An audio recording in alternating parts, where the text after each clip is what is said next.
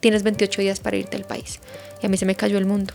Yo ya llevaba casi 6 años en Australia, yo no me veía en Colombia. Inicialmente el papá tenía miedo de que yo estuviera embarazada, en las drogas o con un novio. Esas fueron sus 3 preocupaciones cuando yo le dije me quedo, y cerraba el bar a las 4 de la mañana y estaba muy expuesta a morbo todo el tiempo, y eso a mí me saturaba y me fastidiaba, pero me hacía mucha plata en tips. Me pararon 7 horas, me revisaron el ano y me tuvieron desnuda por horas. Yo antes me preguntaba, ¿será que quiero ser mamá? Y ahora la pregunta no es si quiero ser mamá, la respuesta es yo quiero ser una familia. Y es esa dualidad de soltar esa persona viajera que amamos, pero también querer casita y también querer algo de estabilidad. Quiero tener un plan. A mis 25 compré mi casa en Australia. Yo no sé si eso se puede aquí en Colombia, ¿sabes? Yo era monaguilla en la iglesia. No hubo misa que yo no estuviera vestida de blanco en la parte de atrás. Y la vía migratoria, yo agradezco mucho haberla vivido tan chiquita, porque yo nunca lo vi como nada desafiante. Yo lo vi como que, wow, qué nota, estoy haciendo esto. Soy muy colombiana para los australianos y soy muy australiana para los colombianos. Entonces ahí empieza como una crisis de identidad. Realmente creo que todavía estoy en ella. Listo, la claqueta. No hay banderas en Marte, Sendwave toma 1. Este episodio llega a ustedes gracias a Sendwave, una plataforma para enviar dinero desde Estados Unidos y Europa a diferentes países de Latinoamérica como Colombia. Si tú eres uno de esos latinos que apoya a su familia desde el exterior, te invitamos a que descargues la app de Sendwave. Usando el código NHBM en tu primer envío recibirás $10 de regalo y al mismo tiempo apoyas el sostenimiento de este podcast. Gracias por estar aquí y por permitirnos acompañarte con nuestras historias. Corta. El monto mínimo que debes enviar para hacer efectivo el beneficio es de $10 estadounidenses o 10 euros. Actividad válida hasta el 4 de febrero de 2026. Hola, bienvenidos a un nuevo episodio de No hay banderas en Marte.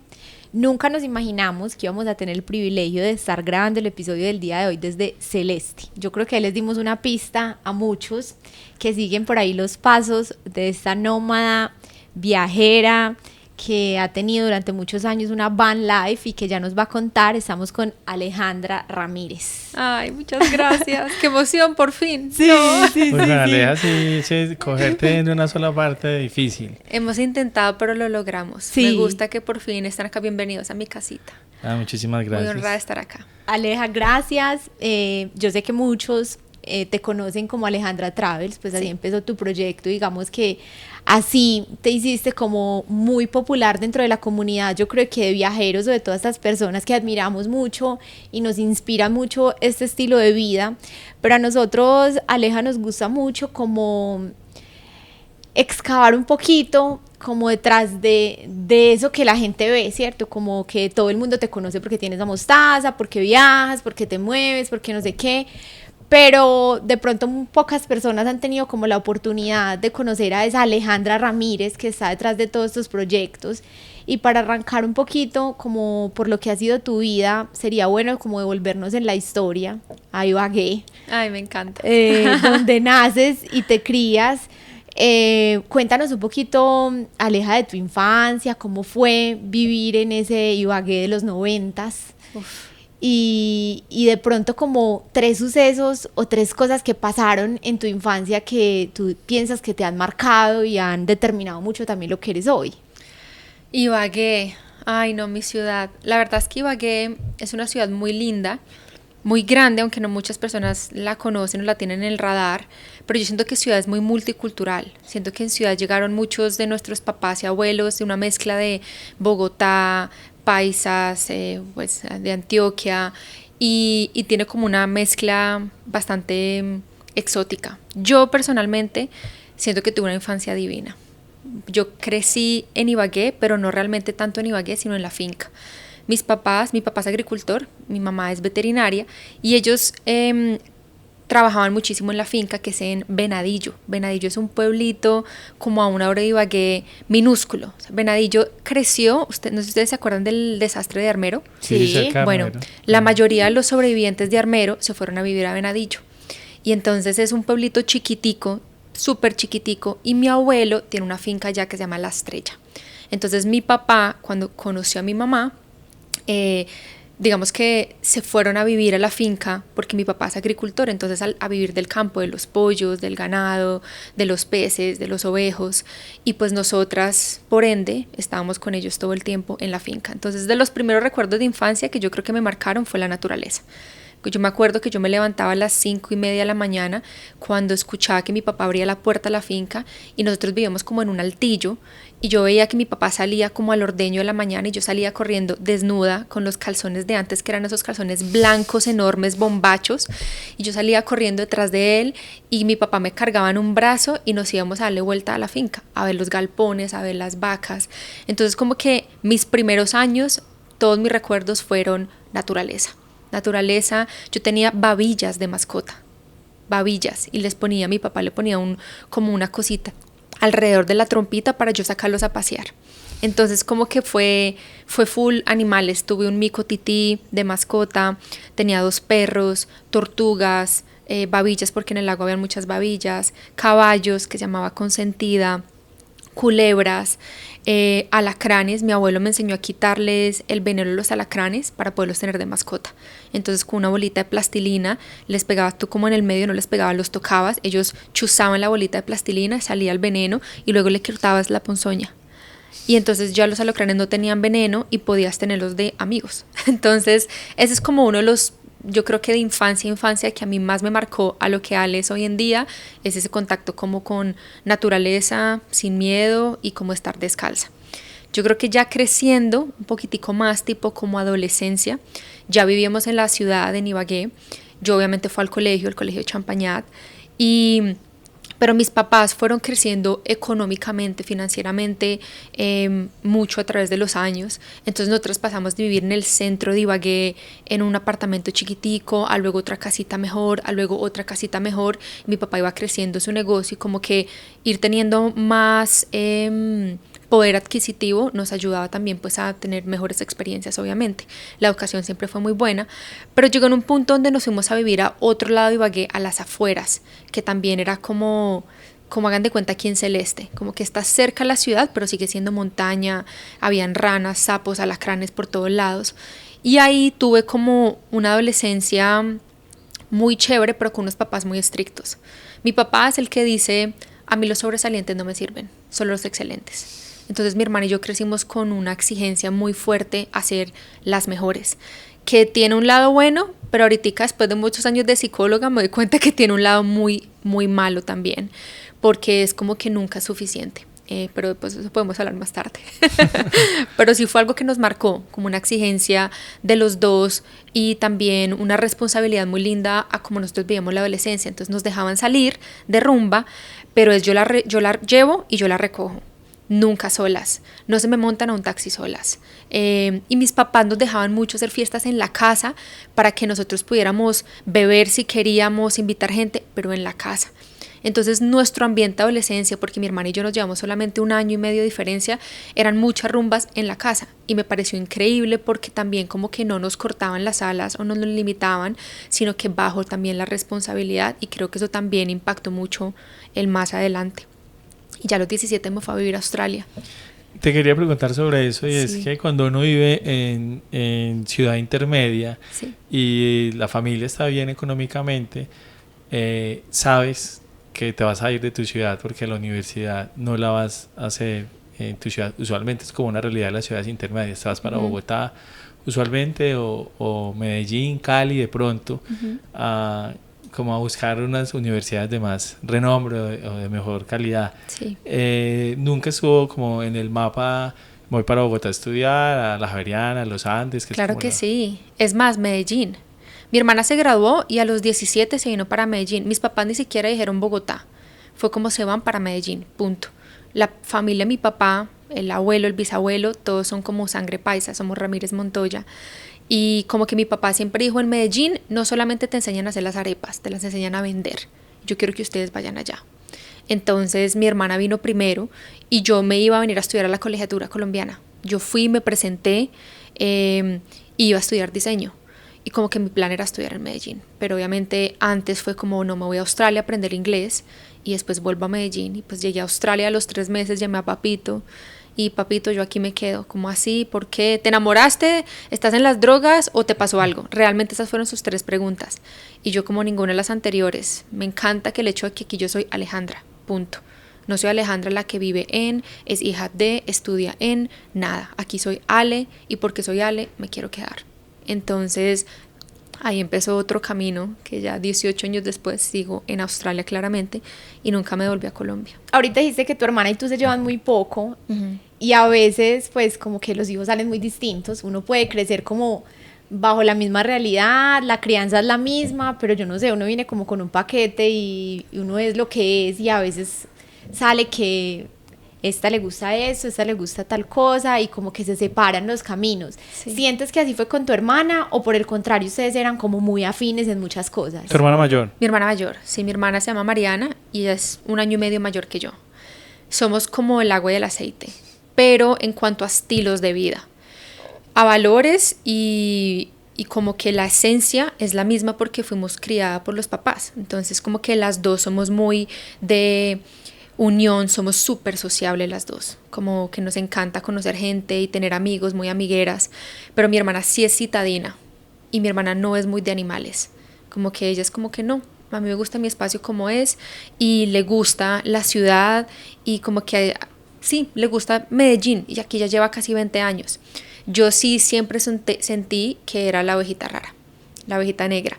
No porque me sintiera como una rebelde o malcriada, porque no fue así, sino que somos muy diferentes en cuanto a que ella es más convergente, yo soy mucho más divergente. Y algo que mis papás notaron desde que éramos chiquitas en el colegio era eso. Es más, como, ¿sabes? Esas pruebas que uno le hacen como en 11 para ver qué tipo de carrera puedes estudiar. Bueno, a mí, yo en realidad quería ser bióloga marina y yo me quería presentar a la naval. Y como que el único sitio donde podías estudiar en ese entonces era en la naval, pero yo era muy bajita. Entonces no me dejaban porque yo era muy bajita.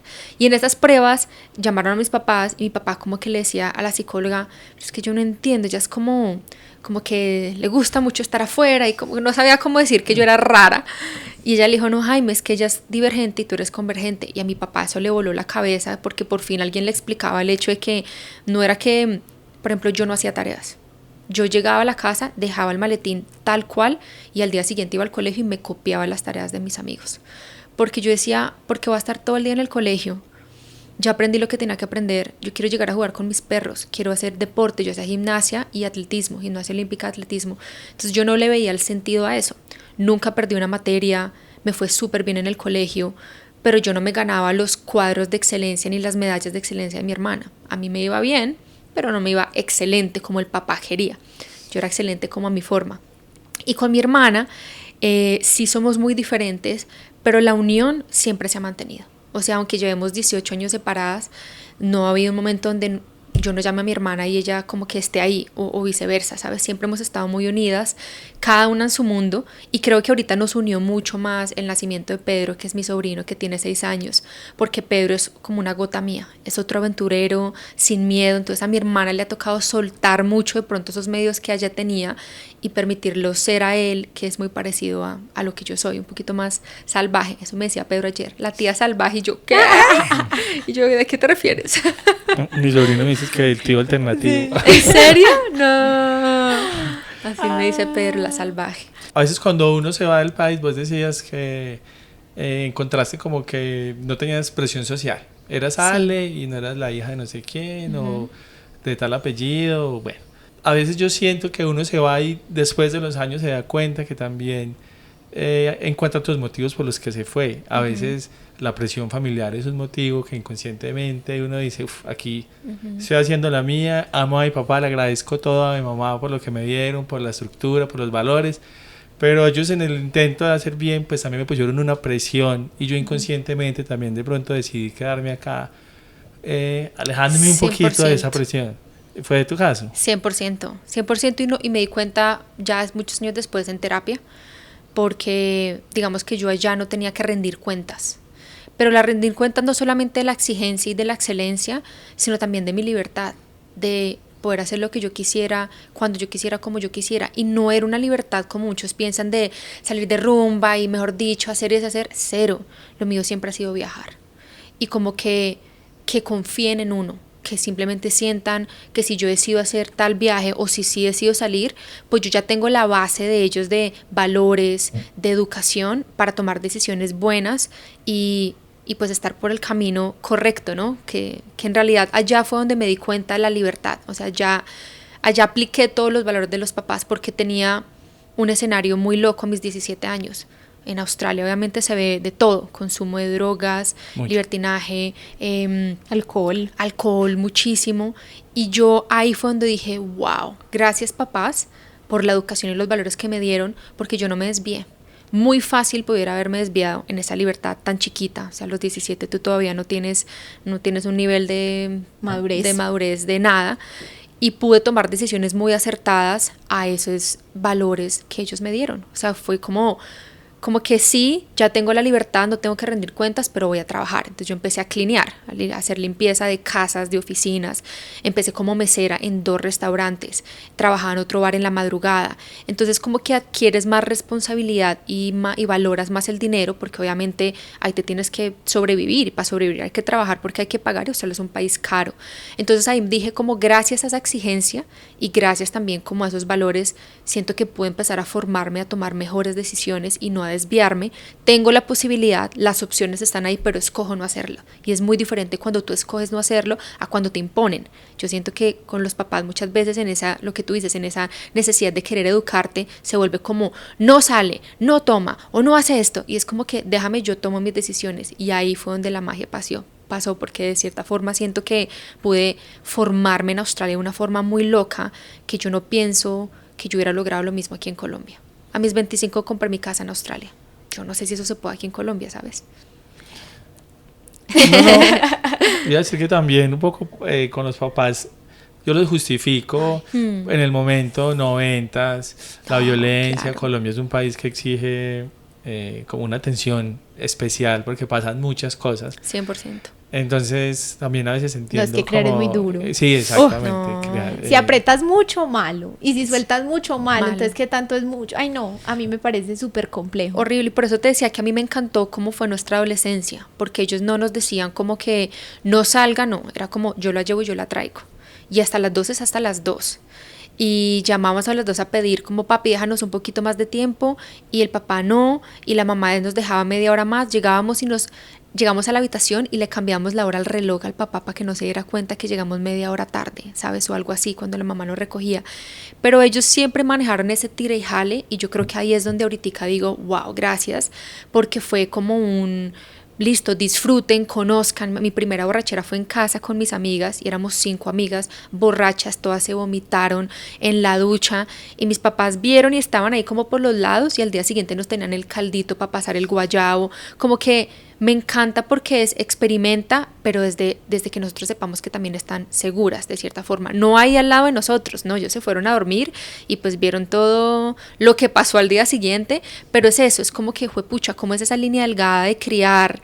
Y lo que yo te digo, yo llegué a Australia y en Australia cuando me sentí más libre y más yo y más como que puedo hacer, tampoco tomé unas riendas de el desfogue, hacer, deshacer, no, fue como que ok, yo ya puedo tomar mis decisiones, pero algo muy loco que me pasaba es que no había decisión que yo no pensara, esto los va a hacer sentir orgullosos, y apenas yo me respondía, yo ya sabía la respuesta, esto los haría sentir orgullosos, y así fue por lo menos hasta mis 20 y pico, donde ya como que siento que por fin podía yo tomar decisiones un poco más de adulta, no tan de niña chiquita. Yo siempre me he preguntado si uno teniendo una hermana tan parejita, pues se generan como también esas dinámicas como de competencia, pues como que de pronto de comparación, pero tu hermana hace esto, pero tú no, pero mira que a tu hermana le va bien en el colegio y a ti no, o mira que... Y eso va cambiando con el tiempo, ¿cierto? Sí. Como tú te fuiste y te fue súper bien y lograste hacer muchas cosas, pero tu hermana le está yendo súper bien, pero a ti no. No sé si cómo funciona eso en las familias que tienen hijos tan parejitos, ¿lo sentiste? No, nunca. Digamos que en colegio, más que comparación, era como que yo sentía una presión personal de que a mi hermana siempre le iba muy bien en el colegio y yo sabía que yo era medio vaga. medio vaga y nunca perdí nada, o sea, medio vaga para mí es no hacer tareas. Y obviamente a mis papás les daba muy duro eso, pero yo respondía. Entonces nunca lo sentí como un ¿por qué no eres como tu hermana? Nunca, cero, ni hasta el día de hoy. Porque siento que las dos, siendo como muy diferentes, somos muy auténticas y nos ha ido como que bien en lo que cada una es en su esencia. Mi hermana es como más, lo que te digo, más citadina, de pronto más privada, ella no se muestra en redes, no es papeleta en cuanto a viajes o no fluye tanto en la vida como yo soy mucho más opuesto a eso, pero nunca ha habido un tema como de comparación de papás hacia nosotras, cero, y entre nosotras, nunca. O sea, yo siento que hasta el día de hoy, alguna cosa que le digo mucho a mi hermana es, tienes que tener otro hijo. Yo no sé qué sería de mi vida sin mi hermana. O sea, no sé qué sería de pensar en todos esos momentos que ella ha estado ahí para darme palabras de firmeza, para ayudarme, así estemos en la distancia, es que son 18 años lejos. Y obviamente cuando yo vengo a Colombia y compartimos, intentamos como estar muy juntas, pero nunca se ha sentido una distancia. Nunca se ha sentido como un no nos tenemos, no, es como que hay incondicionalidad. Y los papás siempre han sido como muy asertivos a que las dos nos sintamos amadas, pero sí tenemos un chiste interno de familia y decimos que la favorita del papá es mi hermana y la favorita de la mamá soy yo. Entonces yo siempre que tenemos conversaciones le digo a mi papá, ay, nanita, nanita, porque él siempre es nanita esto, nanita, ta, ta, ta, y mi mamá sí es más drástica y mi favorita sí es Alejandra. Frentera. Exacto. Pero no, nunca se ha sentido como una división, siempre ha sido súper como de unión más bien. Ale, no sé, has hablado más, lo digo yo pues un poco como la percepción que me llevo a través de las redes de tu papá. Sí. Tu mamá estaba ahí como un poquito más privada, la relación con tu mamá. ¿Cómo es esa relación? Y ahorita que dices que eres un poco, pues que el chiste interno, la favorita de la mamá, ¿cómo es esa relación Alejandra mamá o qué rol ha desempeñado también tu mamá dentro de todo este núcleo familiar? Mi mamá es una mujer como muy, no sé cómo definirla, como que ella siempre ha sido muy protectora de nosotros. Pero mi mamá es un poco más seca, entonces mi mamá no es muy amorosa. Ella no es de el abrazo, las cosquillas, como de en cuanto físicamente, no. Mi papá es el osito. Mi papá sí es, muñequita, las amo, mis amores, y el abrazo y el beso y estoy orgullosa y . Mi mamá es un poco más el rol como firme, ¿sabes? Pero es raro porque en la adolescencia mi mamá era la más parcera, entonces a mi mamá le encanta la rumba, estaba con mis amigos y mi papá era el ogro. El ogro, qué miedo. Mi papá se iba para Armenia y cuando se iba el fin de semana para Armenia mi mamá nos acolitaba a las fiestas. Entonces hacíamos fiesta en la casa y no le decíamos al papá. Entonces como que yo siento que los dos roles han cambiado mucho dependiendo de la edad. Entonces creciendo la mamá era más como esa parcera que todos mis amigos amaban porque era muy parcera y mi papá era el más serio. Pero ya cuando yo me fui del país, con mi mamá realmente nosotros nos mantenemos una comunicación constante por teléfono. Es como que ella es supremamente independiente y yo también. Y no lo necesitamos, por eso nos relacionamos mucho, porque no hay esa necesidad de estar constantemente en comunicación. En cambio, mi papá no lo llama un día y medio y se pone bravo. Él es, ¿por qué no me llamas? ¿Para qué le sirve el teléfono? Así, con sus ejemplos. Entonces yo sé que el papá es más de que necesita constantemente esa como reassurance de amor, de aquí estoy, de papá, te hablo. Mi mamá es como que yo sé que estás bien. Y otra cosa es que mi mamá es sumamente católica. Entonces ella sí es de todos los días iglesia, misa. Y como que yo sé que su forma de amor y comunicación conmigo es por medio de la oración. Ya oré por ti, Dios te bendiga, ¿cómo estás? Aquí pegada a la Virgen contigo. Y yo siento que esa fue como esa relación que nosotros establecimos y como que ya las dos sabemos que es así. En cambio el papá es más de lo contrario, como que aquí te necesito. Es más, cuando vengo a Colombia, el que más exige que esté es el papá. La mamá entiende un poco más como mi dinámica, entonces yo creo que por personalidad también se ha notado más que los viajes y todo lo que hago es porque el papá es más intenso, muy intenso diríamos mi hermana y yo, y la mamá es más como que independiente, como más yo estoy aquí por el ladito, yo oro, yo estoy por... Entonces fueron relaciones como diferentes por eso. ¿Y ella siempre fue católica o se ha ido volviendo más católica con los años? No, desde que yo tengo uso de razón los dos han sido sumamente católicos, o sea, yo era monaguilla en la iglesia. No hubo misa que yo no estuviera vestida de blanco en la parte de atrás. Y como que ahí también el tema de religión para mí fue muy impuesto. Y cuando llegué a Australia, pues Australia es un país donde el catolicismo no es nada grande, es extremadamente multicultural. Yo tenía amigas musulmanes, budistas, hinduistas, anglicanos, exacto. Entonces para mí fue como más, ok, hay muchas otras cosas, pero nunca me he como metido en las creencias de ellos para nada. Y yo vengo y respeto y yo siento que yo soy una católica diferente, pero también porque digamos que la presencia de la iglesia en sí en Australia para mí no ha estado tan marcada. Pero mis papás sumamente católicos, mis papás de Emaús, ellos rezan el rosario todos los días y yo honestamente siento que yo estoy viva gracias a la cantidad de oraciones de mi mamá. O sea, porque realmente yo me he expuesto a situaciones muy, muy pesadas y como que yo me siento protegida, yo me siento como con una estrellita que me ilumina todo el tiempo y ahí es donde yo digo, gracias mamá por tus 20,000 oraciones, puede que no nos hablemos tanto porque cada una es demasiado independiente, pero yo siento eso de ella. Ale, ¿cómo fue esa llegada a Australia? Listo, 17 años. Una bebé. Te voló la cabeza como... ¿Ya habías tenido novio acá o no? Yo he tenido novios en Colombia, sí. O sea, al papá le tocó el primer novio de la mamá también. Sí, les tocó el primer novio de colegio. Un novio de esos bombriles de sala. Sí, no, que yo me escondía en el baño de los nervios, así, de ese novio como de que acabas y terminas, sí, tuve un novio de colegio, pero yo nunca decía que eran mis novios. Yo tuve varios novios. Y esa es otra cosa, como que yo sentía que en cuanto a mis relaciones amorosas y mi sexualidad, también por el tema católico, era como que yo no quería expresar ni contar mucho, porque no sé, no me nacía. Siempre fui supremamente privada en mi vida amorosa. En cambio, mi hermana era mucho más de novio eterno y de que el novio estaba en todo involucrado en la familia. Y ya llegué a Australia y obviamente en Australia mi primer novio fue un suizo italiano. Sí. Yo llegué a Australia y pues obviamente el primer choque fue, wow, libertad, ¿no? Tengo todo esto, tengo independencia, pero también realidades que es la vida migratoria. Y la vida migratoria... Yo agradezco mucho haberla vivido tan chiquita, porque yo nunca lo vi como nada desafiante. Yo lo vi como que, wow, qué nota, estoy haciendo esto. Yo me disfrutaba ser cleaner. O sea, realmente bailaba con el trapero y la escoba, ¿sabes? Que me bailaba la salsita con el trapero bailando, me gozaba el hecho de cometer errores como mesera, de que mi pronunciación siempre fue también difícil y diferente. Yo me disfruté mucho mi parte migratoria porque uno cuando es tan chiquito no tiene tantos miedos y como que se quiere. Yo tenía sed de mundo y quiero comerme el mundo y quiero viajar y quiero ahorrar y así fue. Como al año ya tenía suficiente para hacerme un viaje al sudeste asiático.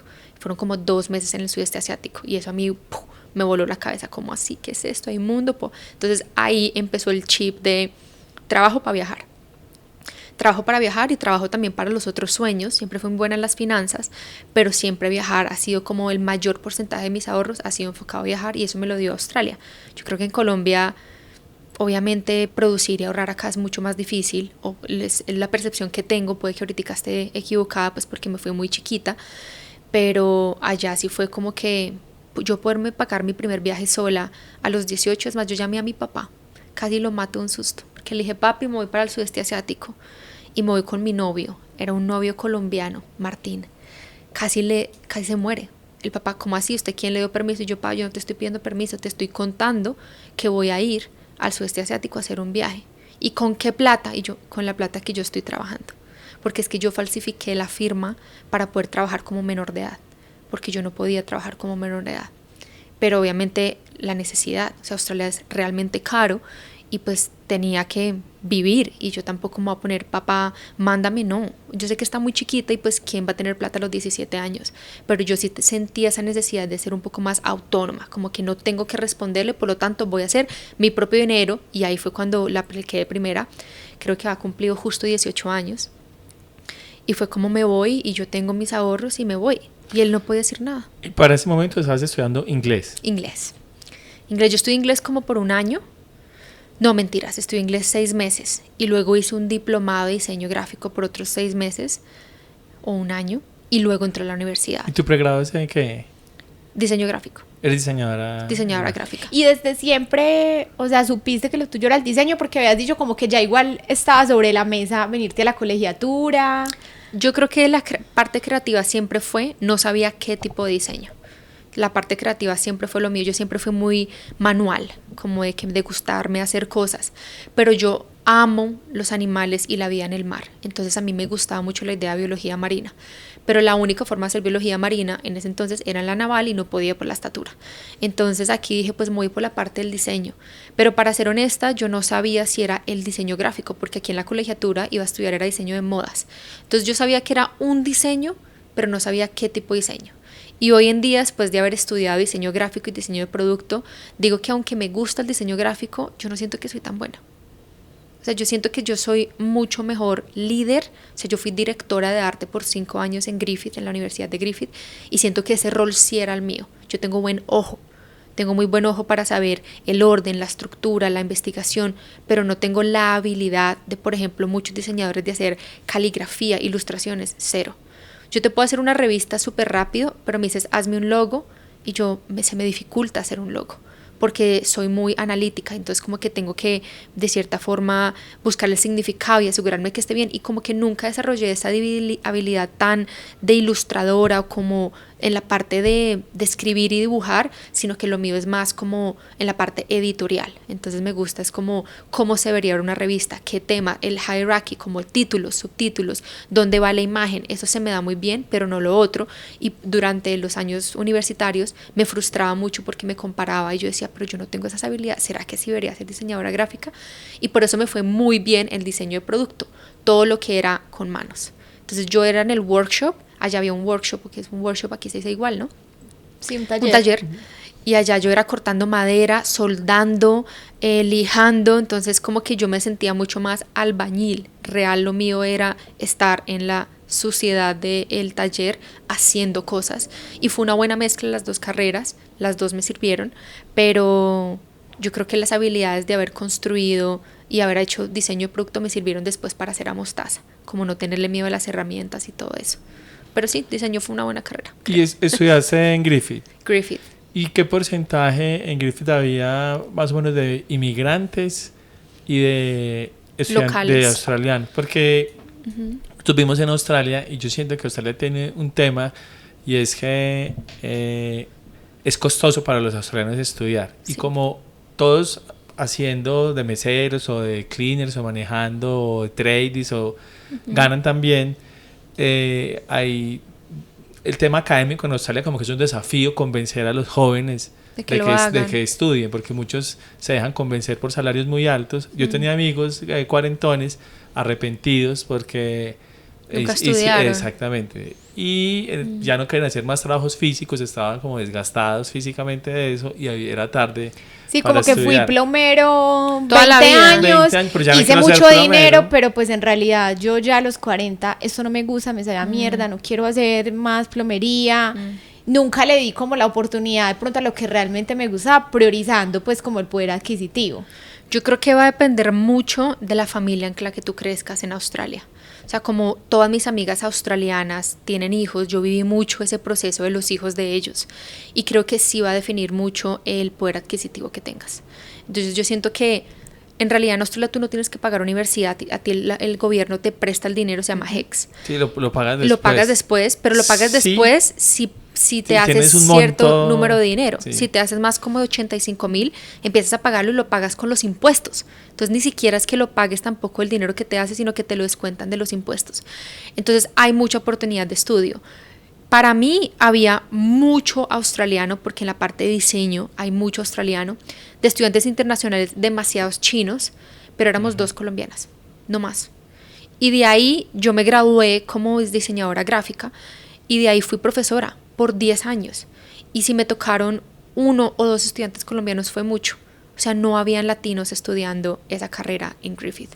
Muchos asiáticos sí, porque digamos que en China hay diferentes convenios con el estudio y en China es algo muy loco porque los que no pueden estudiar en China es los que los mandan afuera.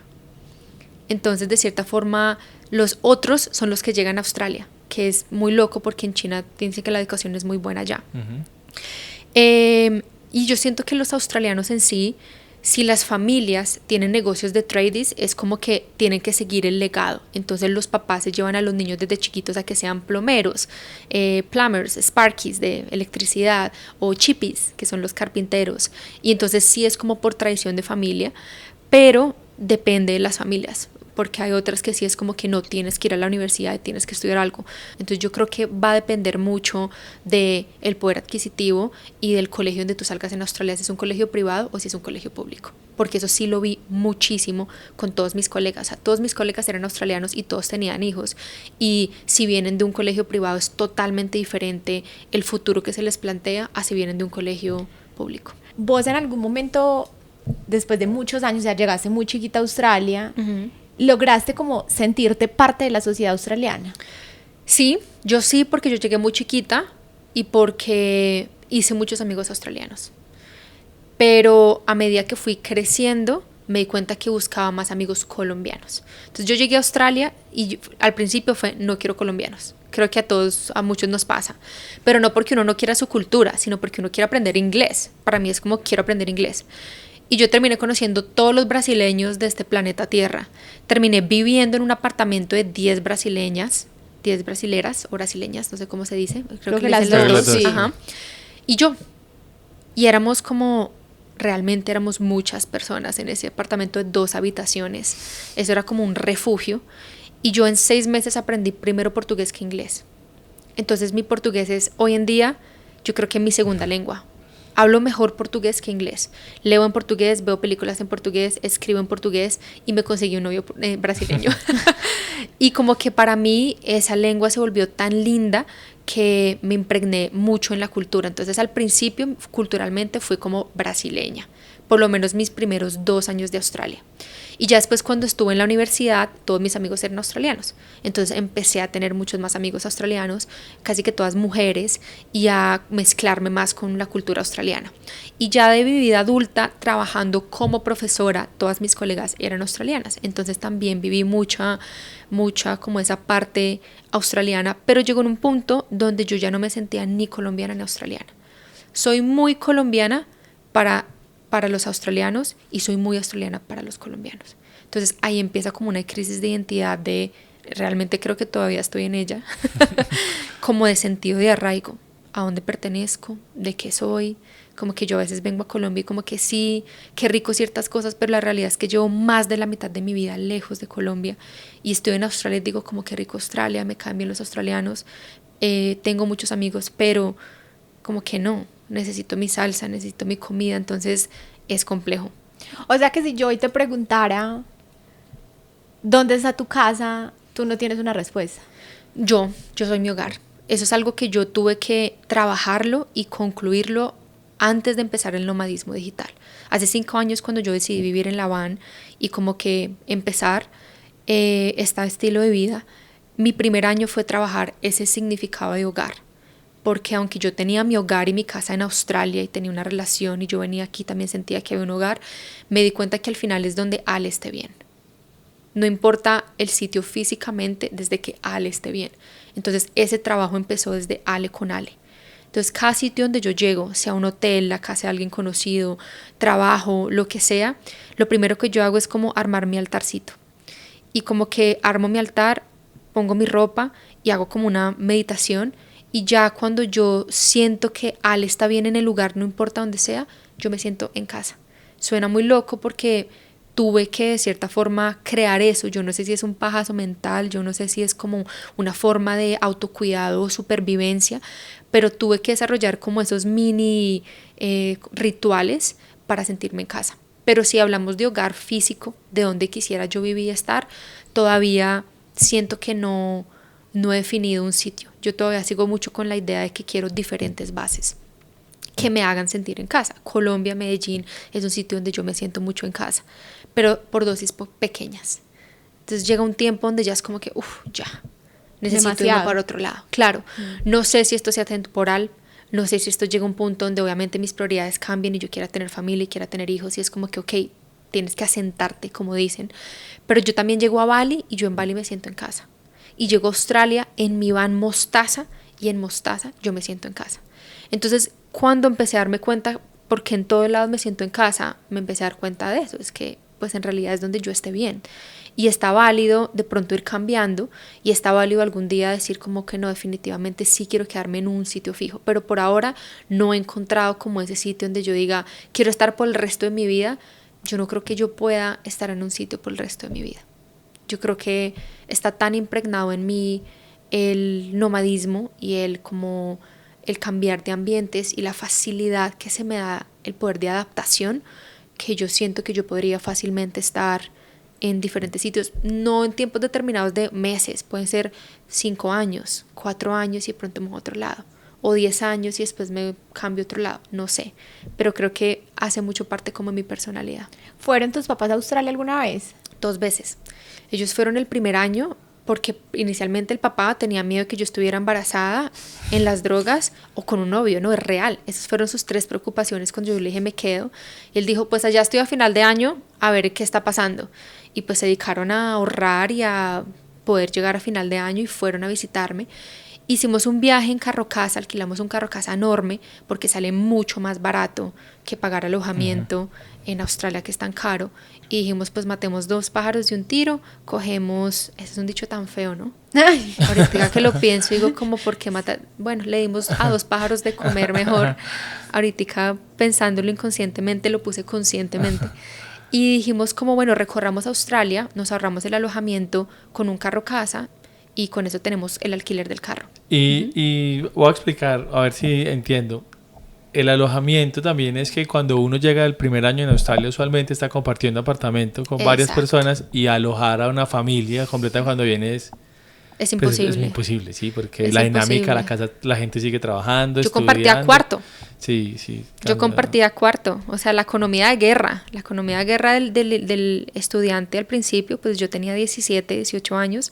Y es súper común en Australia también, todos, de estudiantes compartir habitación. Sí, hasta que tú tengas un mejor poder adquisitivo y puedas irte a tu propia habitación o puedas... O apartamento y subalquilar. Exacto. Eres el landlord. Exacto. Exacto, ahí está el negocio socio. Sí, sí. Pues sí, para mí era como que no puedo recibir a mi familia, obviamente. Y pues tampoco podíamos andar de hotel en hotel, o sea, es un plan caro.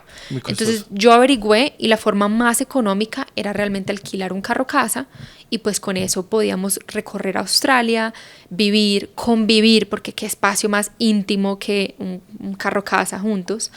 Y así fue. Los papás volaron a Cairns y yo recibí el carro en Cairns, lo recogí y manejamos desde Cairns hasta Melbourne y de regreso a Gold Coast en 3 meses.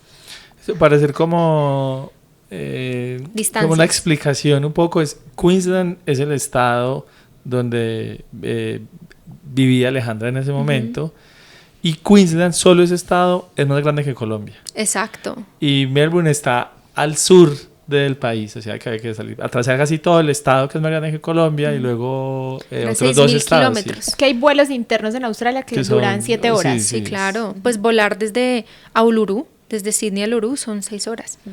Estos fueron 6,000 kilómetros. O sea, fue un montón. Fue hacer toda la costa este. Y fue increíble porque nos unió mucho como familia. Y también para mis papás fue como no queremos que te vayas de este país. O sea, mi papá y mi mamá vivieron eso. Y eran como que quédate, haz tu vida acá. O sea, Colombia no vuelvas por nada del mundo. Y también darse cuenta como de todo lo mágico del primer mundo. Yo sé que a mucha gente no le gusta que uno diga primer mundo, tercer mundo, pero es una realidad. Y pues en Australia tener los barbecues de afuera de los parques, que son gratis, entonces barbecues eléctricos. Nosotros llegábamos a un caravan park o un parque normal y el papá salía a cocinar carne y a él le parecía de locos que la gente tuviera la cultura de cocinar la carne, limpiar el asador, dejarlo perfecto, comer afuera, o sea, como que para ellos fue una experiencia muy, muy linda también como vivir ese Australia, muy australiano. Porque digamos que el inmigrante no vive esa vida hasta que tú puedes de cierta forma ahorrar y tener el tiempo libre del trabajo de cleaner para darte este tiempo. Yo en ese entonces trabajaba en un restaurante que se llama Sizzler, y Sizzler tenía tantos trabajadores que tú podías pedir mucho permiso de vacaciones si querías, porque habían muchos reemplazos. Entonces cuando yo les dije que mi familia iba, ellos me dieron todos los 3 meses libre y trabajé antes todos los días, hacía más o menos legales 20 horas, ilegales otras 15 horas. También eso fue finales de 2008. Claro. Y era otra realidad. Otra realidad. Era otra Australia, ¿no? Había, y no habían tantos latinos. Sí. Habían muchos indios, asiáticos, asiáticos, pero no tanto latino también y o sea, podía también uno dar el lujo de renunciar y conseguir otro trabajo Total. si era necesario, como fácil. Pero yo amaba mi trabajo en Sizzler. Yo amaba mi trabajo en Sizzler como mesera porque era un trabajo donde yo tenía que vestirme como niño. Es que les doy un poco de contexto. Mi primer trabajo como mesera fue en un bar. Y el dueño del bar nos daba unos uniformes que eran muy mostrones y yo no me sentía cómoda, entonces era como una blusita hasta abajo que tenías que mostrar un poco como el pecho, faldita o chorcito cortico, y pues el ambiente de un bar y más con australianos es muy pesado, es muy pesado. Y más en Gold Coast. Y más en Gold Coast, entonces era un Irish pub, entonces yo trabajaba de 4 de la tarde a las 4 de la mañana, o sea, yo abría como la parte de la tarde y cerraba el bar a las 4 de la mañana y estaba muy expuesta a morbo todo el tiempo y eso a mí me saturaba y me fastidiaba, pero me hacía mucha plata en tips, mucho, o sea, yo me hacía más tips, me ganaba más en tips que lo que me pagaban de sueldo. Entonces yo decía, pucha, tengo que aguantar acá más tiempo porque puedo ahorrar para hacer el viaje al sudeste asiático. Y me aguanté eso mucho tiempo hasta que llegó un día donde dije, no, yo no quiero más que me morboseen, que me digan, y dije, voy a conseguirme un trabajo que me tenga que vestir como un niño y que sea familiar y que sean horarios normales. Y encontré Sizzler, que pues era una cadena americana, donde realmente era camisa de cuello hasta acá, prohibido maquillaje, prohibido uñas. La camisa era larga hasta las manos, las muñecas, pantalón hasta la cintura negro, con los zapatos esos espantosos negros como de colegio, Sí. pero gruesos. Como mocasín. Sí, y un delantal y el pelo recogido totalmente. Entonces uno tenía que verse, yo siempre he dicho como un niño, y yo dije, qué bendición, qué emoción este trabajo. Nos pasó lo mismo. Sí, también. Yo tuve varios trabajos, trabajé también en un bar de noche, odié con mi vida ese trabajo y terminé haciendo un trabajo que era mucho más difícil físicamente, pero que no me exigía, tengo que estar maquillada, tengo que tener tacones, yo odio los tacones, o sea, a mí no, pues para mí caminar con tacones es toda una tragedia. Y terminé en una cocina con grasas, Sí. pero me lo disfrutaba muchísimo más. Sí, yo siento que para mí lo importante era como el respeto y yo no sentirme un objeto sexual.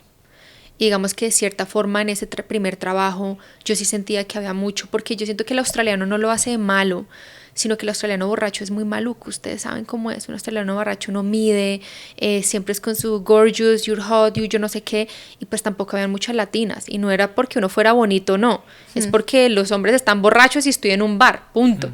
O sea, esto era a Alejandra o cualquier otra mujer que fuera de mesera, pero simplemente para mí yo lo sentía muy harassment, como muy de acoso.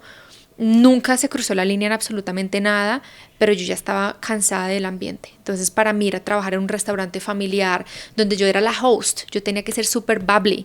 Hola, ¿cómo están? Y saludar a todo el mundo. Y yo, qué rico poder como hacer esta bienvenida en vez de sentir este otro.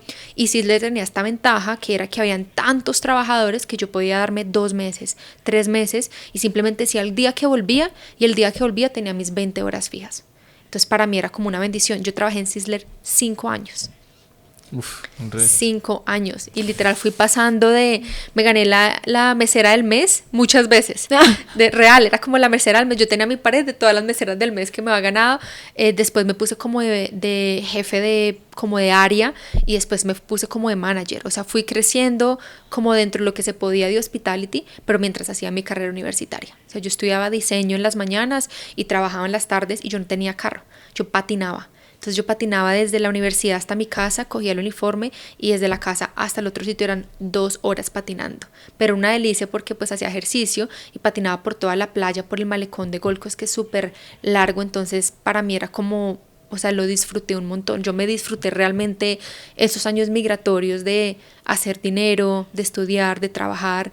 Y ya una vez me gradué, ya obviamente dejé el trabajo de cleaner y de mesera pues a trabajar en lo mío como diseñadora. ¿Y fue fácil conseguir trabajo profesional? 2 Porque sí, yo siento que hay un desafío ahí entre hacer vida profesional y conseguir trabajo. También nos sacaron diferentes épocas y yo en siento Australia que esa ha cambiado actitud, mucho. no bebé, esa actitud, yo siento que hay un pensamiento muy drástico en el inmigrante hoy en día de que es duro, y es difícil y yo siento que es una excusa porque tú estás más cómodo en el trabajo que tienes de cleaner o de mesero. Puede que estoy generalizando, sé que no es así para todos, pero es lo que yo he percibido con muchos amigos que se quedaron estancados ahí. ¿Y a qué me refiero con estancarse? Con que es muy fácil en el parte migratoria tú quedarte con este tipo de trabajos donde no tienes que pensar, donde uno es en automático. Y eso es una delicia porque tú ya sabes lo que es, haces bien, Y ganas bien. y ganas bien, te da para ahorrar, para mandar para Colombia, para lo que sea. Yo sé que ahorita ha cambiado mucho, entonces a lo mejor los inmigrantes de hoy en día no se sientan tan identificados con esto, pero es que yo llevo 18 años, entonces obviamente yo he vivido todos los procesos de la gente, la cantidad de gente que ha llegado a Australia. Has despedido más amigos que... Sí, no, por eso también uno crea otra coraza. Pero lo que voy es que yo siento que muchos se sientan en esa zona de confort porque es que, es que ya no tengo experiencia. Y entonces, ¿cómo será encontrar? Amigos, yo les digo, eso no es así. Yo a las 2 semanas tenía trabajo como diseñadora gráfica, sin experiencia y en Melbourne. Yo me fui a vivir a Melbourne porque sé que había más oportunidades laborales y me creé mi mundo como diseñadora gráfica y tenía mis amigos. Yo siento que es cuestión de el que quiere puede. Y yo asistía a las exhibiciones, iba a los museos, iba a los eventos de networking, como que yo siento que es realmente si tú quieres, Australia es un país donde los sueños sí se cumplen. Y aunque muchos van a decir no, no es verdad, porque han tenido diferentes experiencias, es supremamente válido, yo siento que en Australia si tú quieres puedes. A mí me echaron de Australia. Yo siento que a lo mejor ustedes ya saben no, bueno. Yo me gradué como diseñadora gráfica. Y en ese entonces diseño gráfico estaba en la lista para tener la residencia. Yo apliqué y mientras pasaba el proceso, apliqué a la Bridging Visa B, que es una visa para salir del país, y me puse a viajar el mundo. Estuve 9 meses viajando por todo el mundo. Mi última parada era Kenia. Iba a estar en Kenia 3 meses haciendo un voluntariado en un orfanato. Y en Kenia me llegó una carta de inmigración diciendo, tu visa ha sido aprobada, pero necesitas trabajar como diseñadora gráfica para darte la visa permanente, o sea, tienes la temporal, la residencia temporal, necesitas la permanente. Entonces yo dije, listo, me devuelvo a Australia, ahí decido irme a vivir a Melbourne porque hay más oportunidades y en Melbourne consigo el trabajo a las 2 semanas. Empiezo a trabajar como diseñadora gráfica, llevo 10 meses trabajando y me llegó una carta de inmigración diciendo, ya no necesitamos más diseñadores gráficos. Todas las aplicaciones han sido canceladas, cambiaron la lista y pusieron ciertas restricciones y para esas restricciones yo ya no cumplía los requisitos. Y es como que ya, tienes 28 días para irte del país. Y a mí se me cayó el mundo. Yo ya llevaba casi 6 años en Australia, mi vida entera allá. Yo no me veía en Colombia, o sea, yo me sentía muy bien en el país. Me acuerdo que llamé a mi familia, les conté, mi papá lo primero que me dijo fue como, te vuelves para Colombia, aquí empiezas desde cero y yo no. No me voy a volver a Colombia en el primer problema de vida adulta que tengo. Yo tenía 21 años. Entonces, pues tengo que resolverlo. Tengo que ver acá cómo hago para hacerlo. Y ahí fue cuando utilicé todos mis ahorros para irme a Hong Kong. Hong Kong es de los pocos países que le pedían visa a Colombia en ese entonces. Entonces me fui para Hong Kong. Me gasté todo el dinero en una abogada muy tesa, como mirando qué posibilidades había, y la conclusión es, no hay posibilidades, tienes que empezar de cero. Si quieres volver a Australia, tienes que volver a estudiar algo. Entonces me gasté la otra parte del dinero en un diplomado de esos, mentira le digo yo, de mercadeo. Sí, como para extender visa. Y volví, me la aprobaron, era muy difícil que me la aprobaran porque yo ya había hecho una carrera. Entonces obviamente después de hacer una como devolviendo. Ellos tienen que usted avance. Exacto, tienes que hacer algo más, pero yo no tenía plata para una maestría. No, ni abate, o sea, yo tenía justo lo necesario para pagar un diplomado de estos fantasmas, por así decirlo, para costear el dinero costear el viaje en Hong Kong y volver. Y realmente cuando volví a Australia, volví con no más de $200, $300. O sea, estaba sin dinero. Ahí me recibió mi novio, el brasileño, tenía un novio brasileño como en su casa, y yo decidí volver a Gold Coast, porque Gold Coast se sentía más hogar después de todo lo que me ha pasado en Melbourne. Yo dije, yo no quiero volver allá, como que uno de un trauma quiere como otra vez un inicio, aunque Gold Coast no se sentía como un súper inicio, ya tenía un colchón. Y ahí llegué y solamente habían como 3 opciones.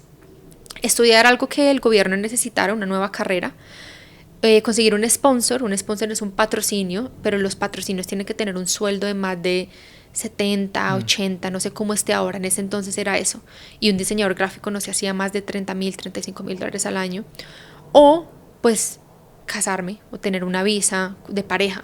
pero mi novio era brasileño, nada que ver. Estaba re enamorada. Segundo, no tenía plata para estudiar otra carrera y no tenía cómo conseguir un patrocinio con ese sueldo. Entonces lo que yo hice fue crear mi propia empresa y apostársela a toda la empresa y autopatrocinarme. Entonces creé una empresa que se llama Maverick Studio, la tengo hasta el día de hoy, y es una empresa como de mercado digital, diseño gráfico, video, fotografía, como todo lo digital que a mí me gustaba, pero yo no tenía ni idea de cómo hacer empresa y mucho menos en Australia, y tenía que hacer la nominación un año, que esas nominaciones tú tienes que demostrarle al gobierno que la empresa tiene mucho futuro, que tiene contratos grandes, que puede sacarle del estadio, y para poder pagarle un sueldo al nominado, en este caso a mí. Y el nominado tiene que tener como unas especificidades. Todo, Sí, tienes sí. que haber tenido Yo hice experiencia. ¿Ah, sí? Sí, con una empresa. O sea, hicimos lo mismo. ¿Hiciste el proceso? Ok, Sí. con otra empresa. Te sponsoriaron a ti. Con un amigo, montamos una empresa. Ah, ok. Hicimos todo. Hicimos todo. Nosotros. ¿Y qué pasó? Nos mamamos y dije, yo no voy a esperar más. No, la verdad, yo creo que a mí, y lo hablamos un poquito ahorita, pues como Sí. fuera de micrófonos, yo siento que Australia nunca me llenó. O sea, a mí personalmente me parecía un país como que te deslumbraban muchas cosas, eso como todo tan ordenado, todo tan tranquilo, y eso pues, claro, uno yendo de Colombia lo ve como, wow, esto es súper distinto, porque nosotros venimos de un país caótico, donde las cosas están desordenadas, donde hay mucha gente compitiendo por las cosas, pero para mí había una sensación permanente de vacío, como que todo eso era como una fachada muy linda, pero que era un país que carecía de profundidad. O sea, yo lo sentía así, yo sentía que sí, el parque está muy lindo, pero la gente no lo está disfrutando y la gente no está como tan contenta como debería estar uno con un parque tan lindo. Como que sí, tengo dinero, y para nosotros como un poco combatir esa sensación de vacío fue mucho el viajar. Entonces viajar era... Y yo luego como que lo reflexionaba mucho y decía, ¿por qué nosotros queremos tener dinero para salir de acá? O sea, realmente nosotros estamos haciendo todo esto porque nosotros nos vemos viejos acá. Claro. Alejandro no y yo te disfrutabas eso, el país. como que realmente nosotros queremos tener una vida de ancianos, por ejemplo, tú y yo acá en Australia en una casa muy linda, pero sí estaríamos tan contentos con eso, y como que le dimos muchas vueltas al asunto, y era como un poco decir, sí, hay que hacerlo todo como por un pasaporte o una visa, porque eso es un seguro, sobre todo para nosotros que venimos de países latinoamericanos, donde las economías son tan fluctuantes y a veces tan difíciles. Entonces era una súper alternativa, pero entonces, ¿qué tanto de nuestra vida estamos entregando para eso? Y si nosotros hoy estamos realmente convencidos de que queremos hacer la vida acá, o nos llama más otras cosas, nos llama más viajar, y cada que viajábamos a países como el sudeste asiático decían, no, es que a nosotros nos gusta más esto. Claro. Y hoy, ya después de muchos años, decimos, es que nos gusta el caos. Nos gusta el desorden, nos encanta. Yo creo que eso ya viene de raíz, porque de cierta forma a mí también me gusta, y yo amo, por ejemplo, Bali también cuando voy a sitios, como que yo siento que más que el caos es la economía informal. Yo siento que sí, es la economía informal, ¿sí me entiendes? El vendedor ambulante, la esquinita, la sabrosura, irte a la playa, porque eso le agrega calidad humana que Australia no tiene, porque hacer un país tan rígido con muchas reglas, y como funciona porque hay tantas reglas que todo es perfecto, pero es una burbuja, y obviamente de cierta forma en la sangre nosotros tenemos la otra parte de la economía informal, que es la que lo hace sentir a uno en casa, porque eso es lo que estás acostumbrado. Pero yo siento que es válido como inmigrante definir qué quieres y estar ok con eso. Por ejemplo, para mí fue un camino donde yo no sabía que yo quería ser australiana hasta que me echaron del país. Yo simplemente fluí, yo voy a hacer mi carrera, pero nunca que Alejandra dijera, me quiero quedar aquí por el resto de mi vida. No, era como que no, yo pues voy a hacer mi carrera y a ver qué pasa. Cuando me echan es cuando digo, yo me quedo, a mí no me echan. Si me echan es porque yo quiero irme, no porque ustedes dicen que yo me vaya. Y ahí fue donde fue la creación de empresa, y se me volvió como en un challenge, ¿sabes? Como un, ok, voy a asumir esto y voy a darle, y voy por mi residencia y voy por mi pasaporte. Pero porque para mí ya era como que yo sí quería tener el pasaporte, porque lo mío era viajar. Y yo sí era muy consciente que viajar con pasaporte colombiano me limitaba mucho más. Claro. Y más como mujer sola, lo viví. A mí me pararon en Perú, en el aeropuerto de Perú, y me escanearon todo.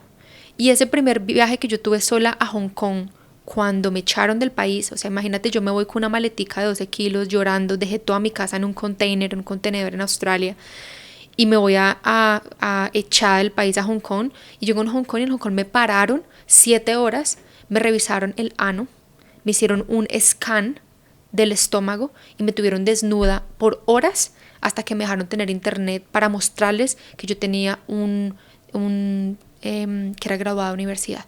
Porque resulta que hay una isla al lado de Hong Kong que se llama Macao. Y Macao es como Las Vegas de Asia. Y la mayor trata de blancas son mujeres colombianas. Y yo tenía el perfil perfecto. Sola, con pasaporte colombiano, sin tiquete de salida, llorando, con una mochilita de 12 kilos. Ya tenía aquí en la frente mula.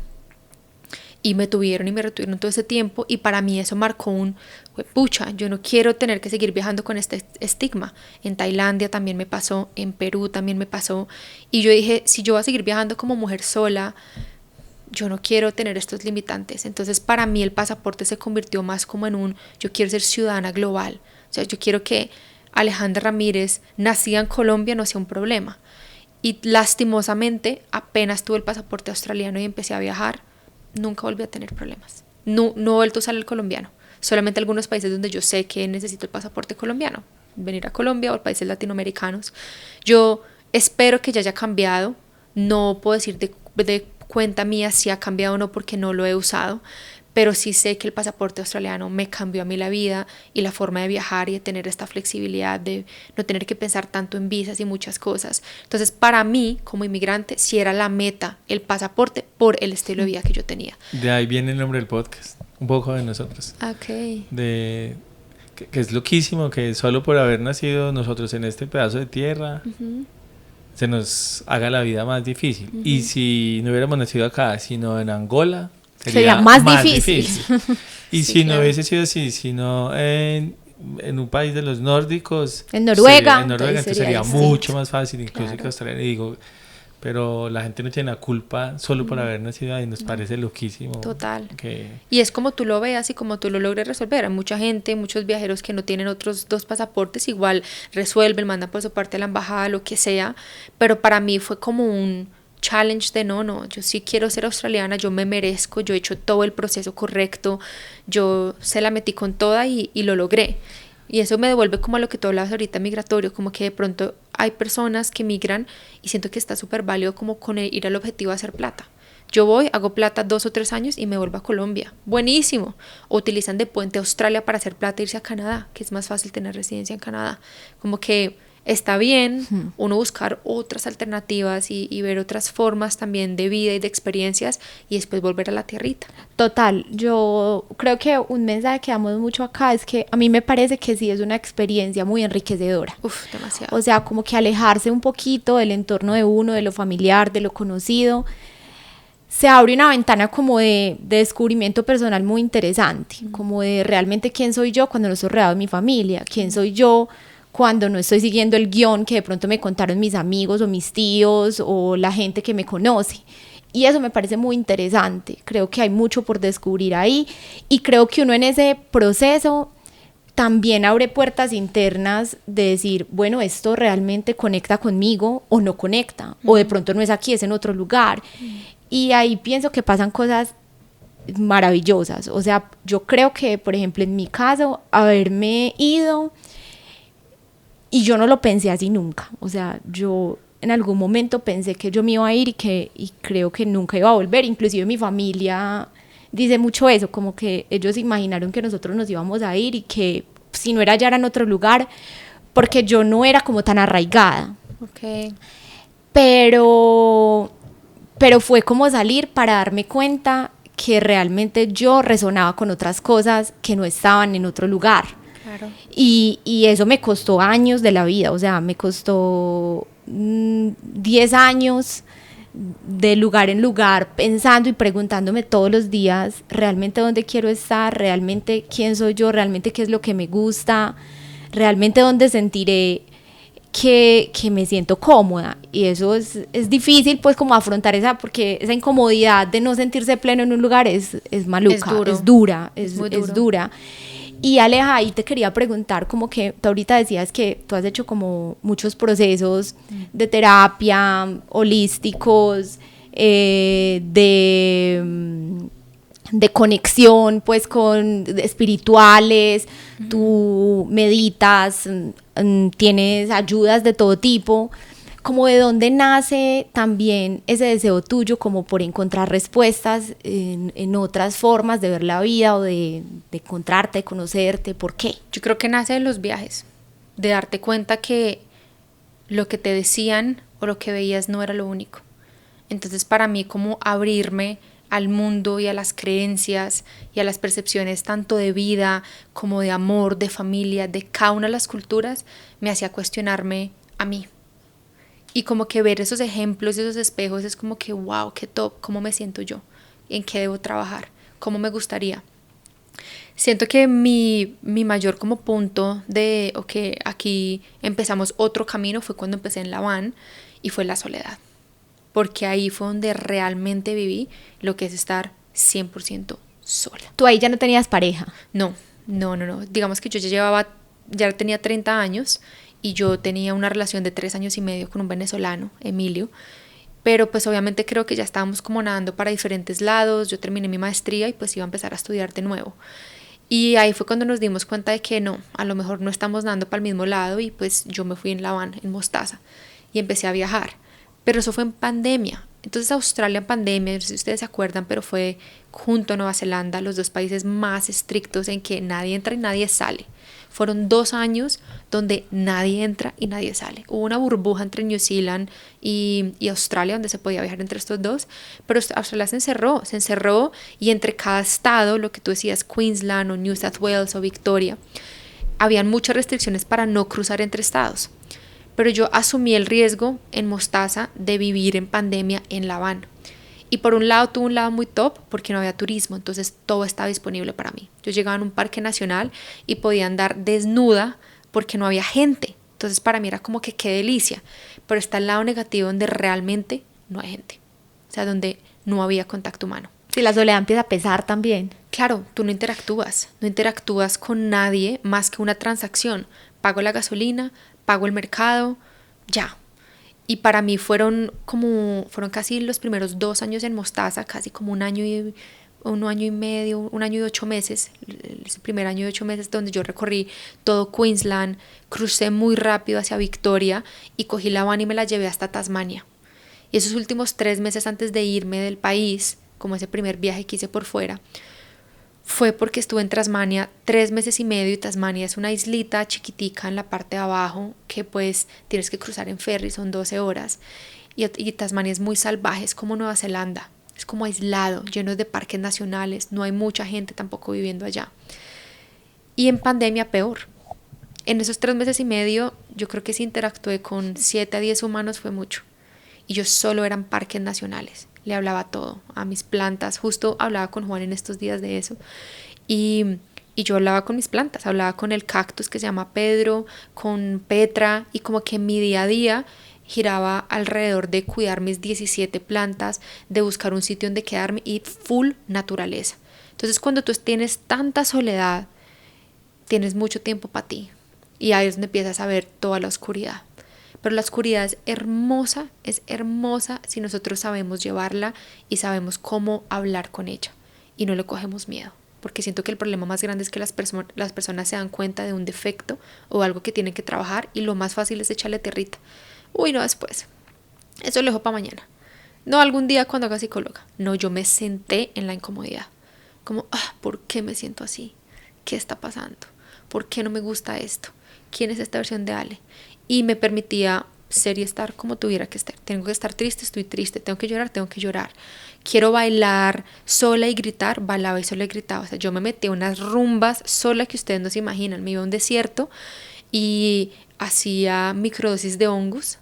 Los compraba como dosificados, como para terapia.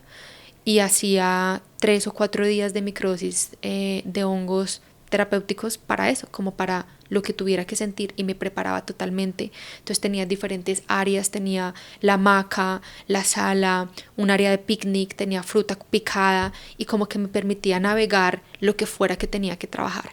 Y esto lo hice no solamente en Tasmania, sino a través de los últimos 5 años en La Habana. Para mí Mostaza se volvió como un templo de sanación, así lo veo yo. Yo me voy del país y viajo y puede que esté lejos 6 meses, 8 meses, un año y vuelvo a Australia. Y esos 3 meses que yo esté en La Habana, 4 meses, 6 meses, para mí es terapia. Terapia con todo, con la naturaleza, conmigo, con las relaciones, con mi trabajo, porque realmente es como que sentirte cómoda en esa soledad. Y yo hoy en día no hay nada que yo más agradezca en este mundo que haber aprendido a estar sola. Porque cuando tú tienes esa felicidad de tu compañía, tú ya no necesitas a nada ni a nadie. Es porque tú quieres. Como que rico, quiero compartir contigo. Quiero, no necesito. Tanto en pareja, como en amigos, como en ambientes sociales. Para mí es como que cuando yo le digo a alguien, hey, quiero verte, es porque realmente quiero, no porque me toque. El resto yo no estoy con nadie. Entonces como que aprendes a amar mucho más ese espacio tuyo, esa compañía, y cuando llega alguien como amigos o como parejas, porque también los he tenido, muchos amigos viajaron conmigo 1 semana, 2 semanas, como que nos cuestionamos eso, pudieran ustedes estar aquí solos, y volvíamos a ese problema donde muchos es como, uy no, parce, no, yo creo que no, yo necesito gente, interactuar, y eso me lleva a que siempre nos vamos a las distracciones. Estamos en un mundo de inmediatez, de distracción, donde siempre es mucho más fácil buscar qué hacer, con quién estar, que aprender a estar solos. De pronto tanto tiempo contigo, abrazar tanto esa soledad, ¿no sientes que también puede terminar siendo como una dificultad a la hora de relacionarte con las personas? Lo digo porque a veces pienso como que uno se vuelve como tan dueño del espacio y el tiempo de uno, y en la relación también hay que flexibilizarse mucho, ¿cierto? Hay como que ceder demasiado, hay que tener mucha paciencia, hay que decir, bueno, así como importa mi tiempo, también el del otro. A veces no crees que de pronto eso puede llegar a ser como una dificultad a la hora, por ejemplo, de decir, bueno, voy a conseguir una pareja o voy a compartir mi vida con alguien. Totalmente. Y siento que algo que me ha pasado mucho este último año, yo lo llamo como el año de la malparidez existencial. El 25. Este 25 ha sido el año de la malparidez existencial. Y no ha sido porque me sienta como perdida, sino que siento que ha sido un año donde estoy haciendo un duelo. Y estoy haciendo un duelo muy loco que todavía lo estoy viviendo. Y es como ese duelo a soltar a la Ale que se come el mundo sola y que puede con todo sola. Y invitar a esa nueva Ale que quiere crear equipo.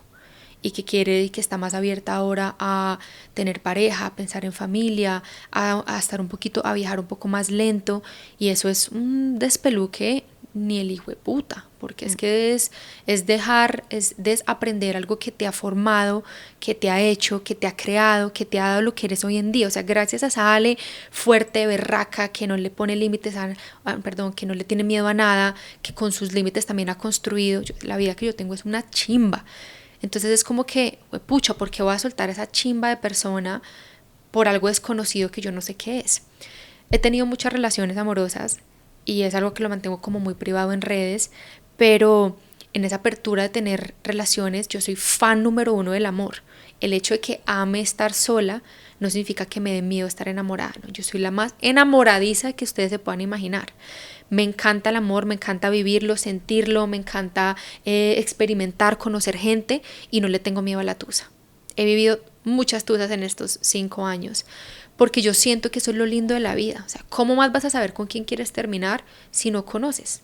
Tú tienes que experimentar y ver qué tipos de personalidades, gustos, situaciones, visiones de vida el mundo tiene para saber con quién quieres construir y formar ese núcleo. Mis papás son un ejemplo muy lindo de unión familiar. Ellos llevan ya 39 años juntos y tú los ves y mis papás son como un par de novios enamoradizos. Beben, se enfiestan, están juntos, viajan, ahorita están por Sudáfrica y por Egipto. Y tú los ves y son como niños recién enamorados. Y yo digo, qué chimba de amor. Obviamente, no lo voy a echar, no voy a decir mentiras, también se han comido toda la mierda en su proceso de matrimonio y han estado a punto de separarse muchas veces, pero yo siento que es lo normal, sino que siempre se vuelven a encontrar. Y esa parcería es algo que a mí sí me llama mucho la atención en una relación. Es una parcería donde no hay un te necesito, es un no. Yo soy una persona individual, tú eres una persona individual, compartimos un tiempo muy bacano juntos, pero compartimos silencio, sin necesidad. Y cuando tú puedes estar en silencio con una persona y no sentir que tengo que complacer o tengo que rellenar un espacio, eso, ahí es donde tú dices, aquí sí es. Porque entonces hay una tranquilidad y una comodidad. Para mí, en cuanto a las amistades, no se me dificultó, al revés, lo valoro mucho más. Entonces ahorita cuando estoy con gente y estoy con amigos, soy muy presente. Estoy con mis amigos y como yo sé que es un tiempo chiquito, ya sea un almuerzo, un viaje, estoy con ellos y quiero disfrutarlos al máximo como si fuera el último momento que fuera a estar con ellos. No sé cuándo los voy a volver a ver, pero una vez ya vivimos ese momento, me encanta otra vez volver a estar en mi espacio. Y con parejas me ha pasado también eso, como qué rico que es compartir y crear una parcería y tener amor y pensar en construir en pareja, pero siempre y cuando la otra persona también sea una persona individual, resuelta en muchas formas y que también quiera como contribuir a esa parcería sin una dependencia o un jalar o un anclar de alguna forma, pero no es tan fácil. Ale, ¿y cómo es todo eso en relación a estar creando contenido? También contando un poco todas esas ideas, como esos paradigmas, con mucho tiempo el estar solo pues te hace pensar mucho en la vida y creo que reafirma a veces, como que lo reafirma uno ideológicamente. Tengo esta idea, voy por allá, creo en esto, valoro la soledad, el abrazo y a veces pues menos mal cambiamos tanto de ideas y no somos los mismos, qué tal que fuera la misma de cuando llegaste hasta los 17.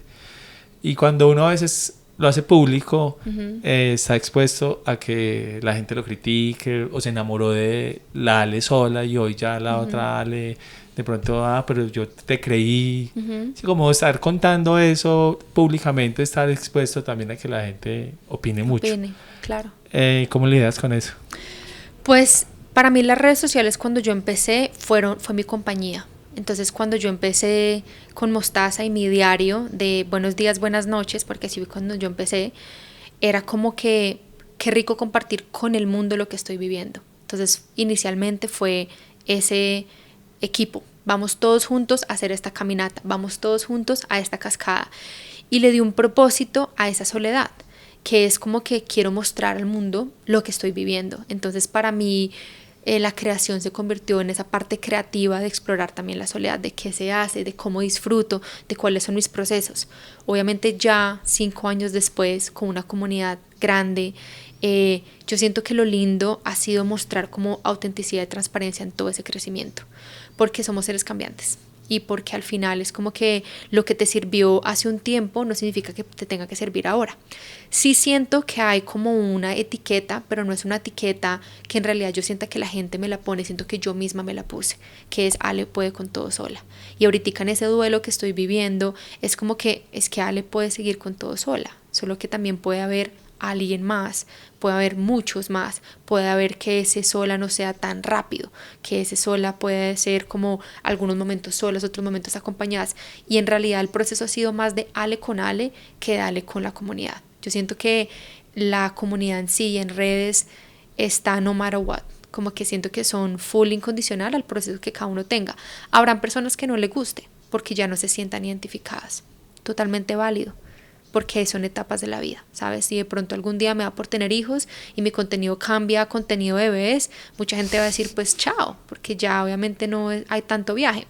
Como puede que mucha gente se enamore de ver una nómada con su bebé viajando, ¿sabes? Yo siento que es constantemente, tanto para el consumidor como para el creador, tener una apertura de crear desde la autenticidad. Si tú te sientes reflejado, si te gusta lo que ves y conectas con lo que yo soy como esencia, bienvenido. Si te incomoda que ya no hagas cierto tipo de cosas, no hay ningún problema, también puedes irte. porque siento que hace parte del crecer. O sea, yo no me veo a mis 80 y pico de años tirándome de un avión, ¿sí me entiendes? De pronto sí. Pero a lo que voy es como que vamos cambiando y lo chévere de ese crecimiento a la comunidad leal es que te acompañen en ese proceso de cambios, porque es que yo no conozco una sola persona que se haya quedado igualitico toda la vida. Es imposible, parce, o sea, constantemente estamos en esa evolución. Así? Qué aburrido. Súper aburrido. Y yo siento que esta nueva Ale que está creciendo ha sido también muy bacano para mí porque no es duro vivir este duelo. Yo sí lo siento como un duelo y ha sido más como un proceso de autoconocimiento de cuál es el miedo de cierta forma o qué tengo que soltar, o también cambiar muchas de esas creencias que yo misma me he puesto que vienen de la exigencia del papá y de la mamá desde chiquita, de por qué tengo que estar buscando siempre algo más grande. Es como que desde los 17 que fue a Australia hasta ahora siempre ha sido como algo más grande y una meta más grande, y es como listo, hago mi carrera y soy profesora y hago la maestría y sigo estudiando y compro la casa y me vuelvo esto, y es cuando para. Qué cansancio. No, es supremamente agotador. Entonces este año para mí ha sido como no tengo que tener una meta tan grande, por lo menos un tiempo, porque no me siento a disfrutar de lo que he creado, porque no me siento ahora realmente a pensar qué otras cosas puedo hacer que estén alineadas a este momento de vida. Y ha sido un revolcón que ustedes no se imaginan. ¿Crees que el más duro, Sí. el tiempo más duro que has tenido que afrontar? Yo creo que sí. Yo he tenido muchos. Cuando me echaron de Australia fue muy duro para mí. Siento que el primero más duro fue irme a Australia a los 17. Luego el segundo más duro fue construir mi casa a mis 25. Ese fue muy duro por temas financieros, de pagar hipoteca más pagar la renta, y que muchos bancos me cerraron la oportunidad porque yo era una mujer sola, no tanto por mujer, sino porque era sola, y pues no es lo mismo que te presten dinero a ti como una persona individual que si es una pareja. Y después construir esa casa y amoblarla fueron años muy duros porque yo lo hice al mismo tiempo que tenía mi empresa. Entonces yo estaba autopatrocinada, creando empresa, tenía que hacer mucho dinero, más en la construcción de la casa y luego vivir en la casa. O sea, fueron unos 3 años donde se me cayó el pelo, tuve una alergia urticaria horrible en el cuerpo, o sea, como que el cuerpo estaba realmente en modo supervivencia. Ahí fue muy duro, pero ese fue un proceso más como de crecimiento, como muy acelerado, que lo viví muy joven. Como que yo siento que no tenía todas las herramientas para vivir todo eso a mis 25, ¿sabes? Fueron de los 23 a los 25.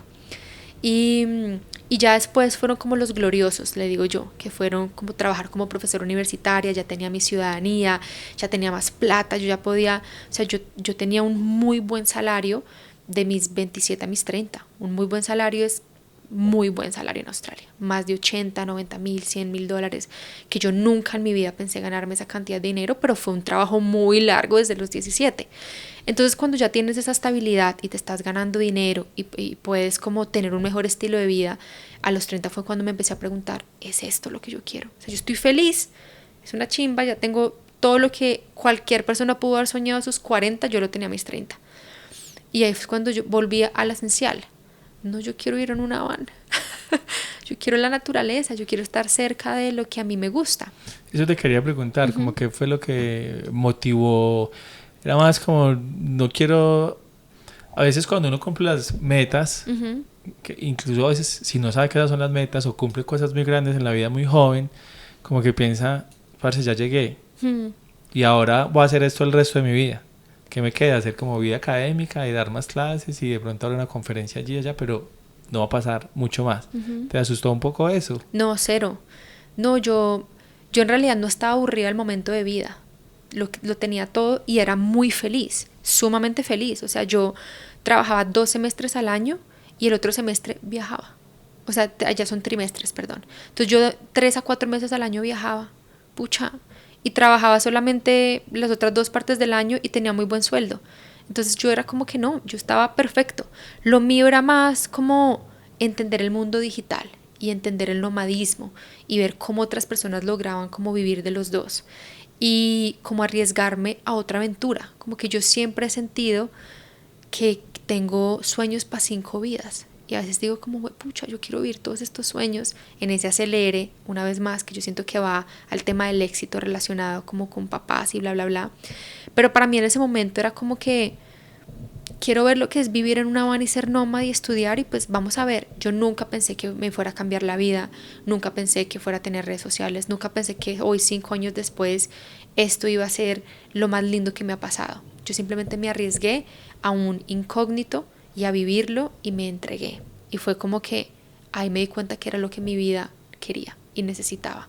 Y fue el permitirme eso, entender la soledad, el llegar a sitios nuevos, el no sentir miedo de estar sola, el aprender a hacer muchas cosas que yo no sabía. La construcción de van fue construir a Mostaza toda, carpintería, plomería, electricidad, mecánica, llegar a sitios desconocidos, resolver constantemente. Todos los días que uno está en una van, uno tiene que resolver, todos los días. No hay un descanso, porque es a dónde voy a dormir, dónde a cagar, dónde a bañarme, dónde hay electricidad, hay agua, tengo internet, o sea, estás todo el tiempo en modo resolver. Y como que siento que ahí nació otra Ale, cuando estábamos hablando ahorita de que si sentías que este era el momento como más de reflexión, no, yo siento que mi vida completa ha sido como un voltaje de algunos micro y otros más macro. Y siento que estos últimos 5 años han sido un macro, como un giro de 180, pero este último ha sido más ya como a una nueva definición de una nueva Ale. ¿Crees que tiene que ver con la edad? 100%, 100% porque realmente empezó como, yo no diría que ha sido todo el año, yo siento que fue como desde abril, mayo. Yo cumplí 35 en agosto, pero siento que era más como un cierre de un ciclo, como eso que tú decías ahorita. Siento que logré muchas cosas y el éxito cada persona lo define diferente, pero yo a mi forma de vida, con lo que vivo, yo me siento exitosa. Así no tengo una casa física, o pues sí la tengo pero está alquilada, pero así no tengo un sitio físico donde vivir todo el tiempo, así viva en una van, así mi economía sea bastante inestable, así no tenga hijos y un esposo, para mí yo me siento sumamente exitosa. Pero claro, entonces viene una nueva definición. Y siento que esa viene con la edad, donde tú ya te empiezas a preguntar otras cosas, como eso, como quiero ser mamá a los 35. Bueno, los 35 no, o sea, pensando en los 35, yo digo, sorpresa, nos va a dar la primicia. No, pero si hay un tema del reloj biológico de las mujeres que Sí. ponen a presión tengo que tomar decisiones ya. Sí. Y yo tengo endometriosis que le pone como un peso extra. Síndrome poliquístico que ya me dijeron que no tenía.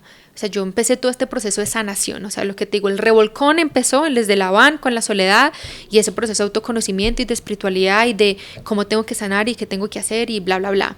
Pero este año siento que ya la edad pega también, porque obviamente ya tienes un poder adquisitivo diferente, ya vivo con mi sobrino Pedro muchos viajes y como que empiezo a verme en ese rol y digo, pucha, qué lindo sería tener esto. También te das cuenta que las relaciones amorosas no duran a no ser que estés con una persona que tenga el mismo estilo de vida que tú. Y eso es muy difícil porque tendría que ser como un creador de contenido también de viajes, que también viva de redes y ni así hay garantía de esto. Entonces como que empiezas a cuestionarte muchas cosas. Obviamente la mayoría de mis amigos ya están casados, con hijos. Tengo muchos amigos creadores que también se están casando y por fin estoy viviendo esta etapa bacana como de matrimonios entre creadores que son mi nueva tribu que me fascina. Estuve en el matrimonio de mi mejor amiga Tete ahorita en Italia. Tengo la de Willy y Carlos, que son una parejita de Puerto Rico el próximo año en Portugal y yo voy a ser la que va a la ceremonia. Entonces como que todos estos ejemplos es como qué chévere esto, pero no lo digo desde un porque yo no, cero, yo nunca me he comparado, como que yo siempre he sido muy Ale con Ale, pero sí te hacen reflexionar más como un ¿será que tú quieres esto? Y no a modo de comparación, sino que ya tus viajes entonces pues son más en parejas. Entonces otros amigos creadores que también están en parejas. Y como te digo, con las parejas que yo he tenido, ya también ellos se cuestionan, ¿será que yo quiero ese estilo de vida? Porque al final yo siento que el humano necesita algo de estructura, necesita hábitos, necesita un arraigo y necesita también algo de estabilidad. Sí, yo creo que por eso la civilización también pues dejaron de ser nómadas para ser sedentarios. Exacto. Que está bien por un periodo de tiempo. Y también el mundo, las dinámicas del mundo. Yo intenté lo del nomadismo digital. No, nomadismo análogo. Primero nomadismo análogo porque me fui hace 20 y pico años a viajar. Ok. Y no funcionó. Y luego digital, y ese trabajar, yo siento que para mí es tan difícil que me exige un estado de comodidad extremo. Sí, claro. Y viajar es incómodo. Claro. Entonces, y tengo un déficit de atención Yo también. brutal. Entonces, es imposible trabajar para mí. Ok. Imposible. Como sentarme, yo me sentaba a hacer algo y decía, marica, pero está todo por conocer, está todo por hacer y yo acá. Un FOMO Sí. que lo estábamos Tengo un consumiendo. FOMO, me Sí. mata, que me está desde la adolescencia. Ok. Que antes no existía La esa palabra. expresión. Cuando me di Ya nos cuenta, dimos dije, cuenta. marica, yo tuve eso toda la vida. Y me cuesta muchísimo. Por Casi eso te que- quedas más tiempo en lugares. Sí, exactamente. Sí, me toca quedarme como y tener un computador grande y cómodo y para poder trabajar. Si no soy, no produzco. Yo Es creo que imposible. uno aprende a entender sus momentos de productividad y a mí me pasó lo mismo. Imagínate en una van donde el internet, la electricidad, distracciones, llegas a una playa hermosa. Entonces yo siento que uno tiene que sí o sí crear tus momentos, ajá, los llamo yo, como que este es mi momento. Entonces para mí, mi mejor punto de productividad es en la mañana después del café, sin haber comido. Y entonces yo sé que desde que yo me levanto, medito, escribo, me tomo un café, estoy hablando de La Habana, aquí también me pasa mucho eso dependiendo de los sitios, pero en La Habana era como que mi momento épico es ver amaneceres y atardeceres, entonces yo madrugaba a ver el amanecer y era como un momento de, gracias vida, hola Pachamama, hablaba con el tierra, la sol, la luna, las estrellas, porque no había nadie alrededor, escribía, y ya después era mi momento de productividad, pero yo sí tenía que hacer un proceso. Entonces mi cama es una cama que se convierte en sala y yo la construí a propósito porque yo no quería trabajar en la cama. Entonces para mí el cambiar de escenario mentalmente me ayuda a trabajar.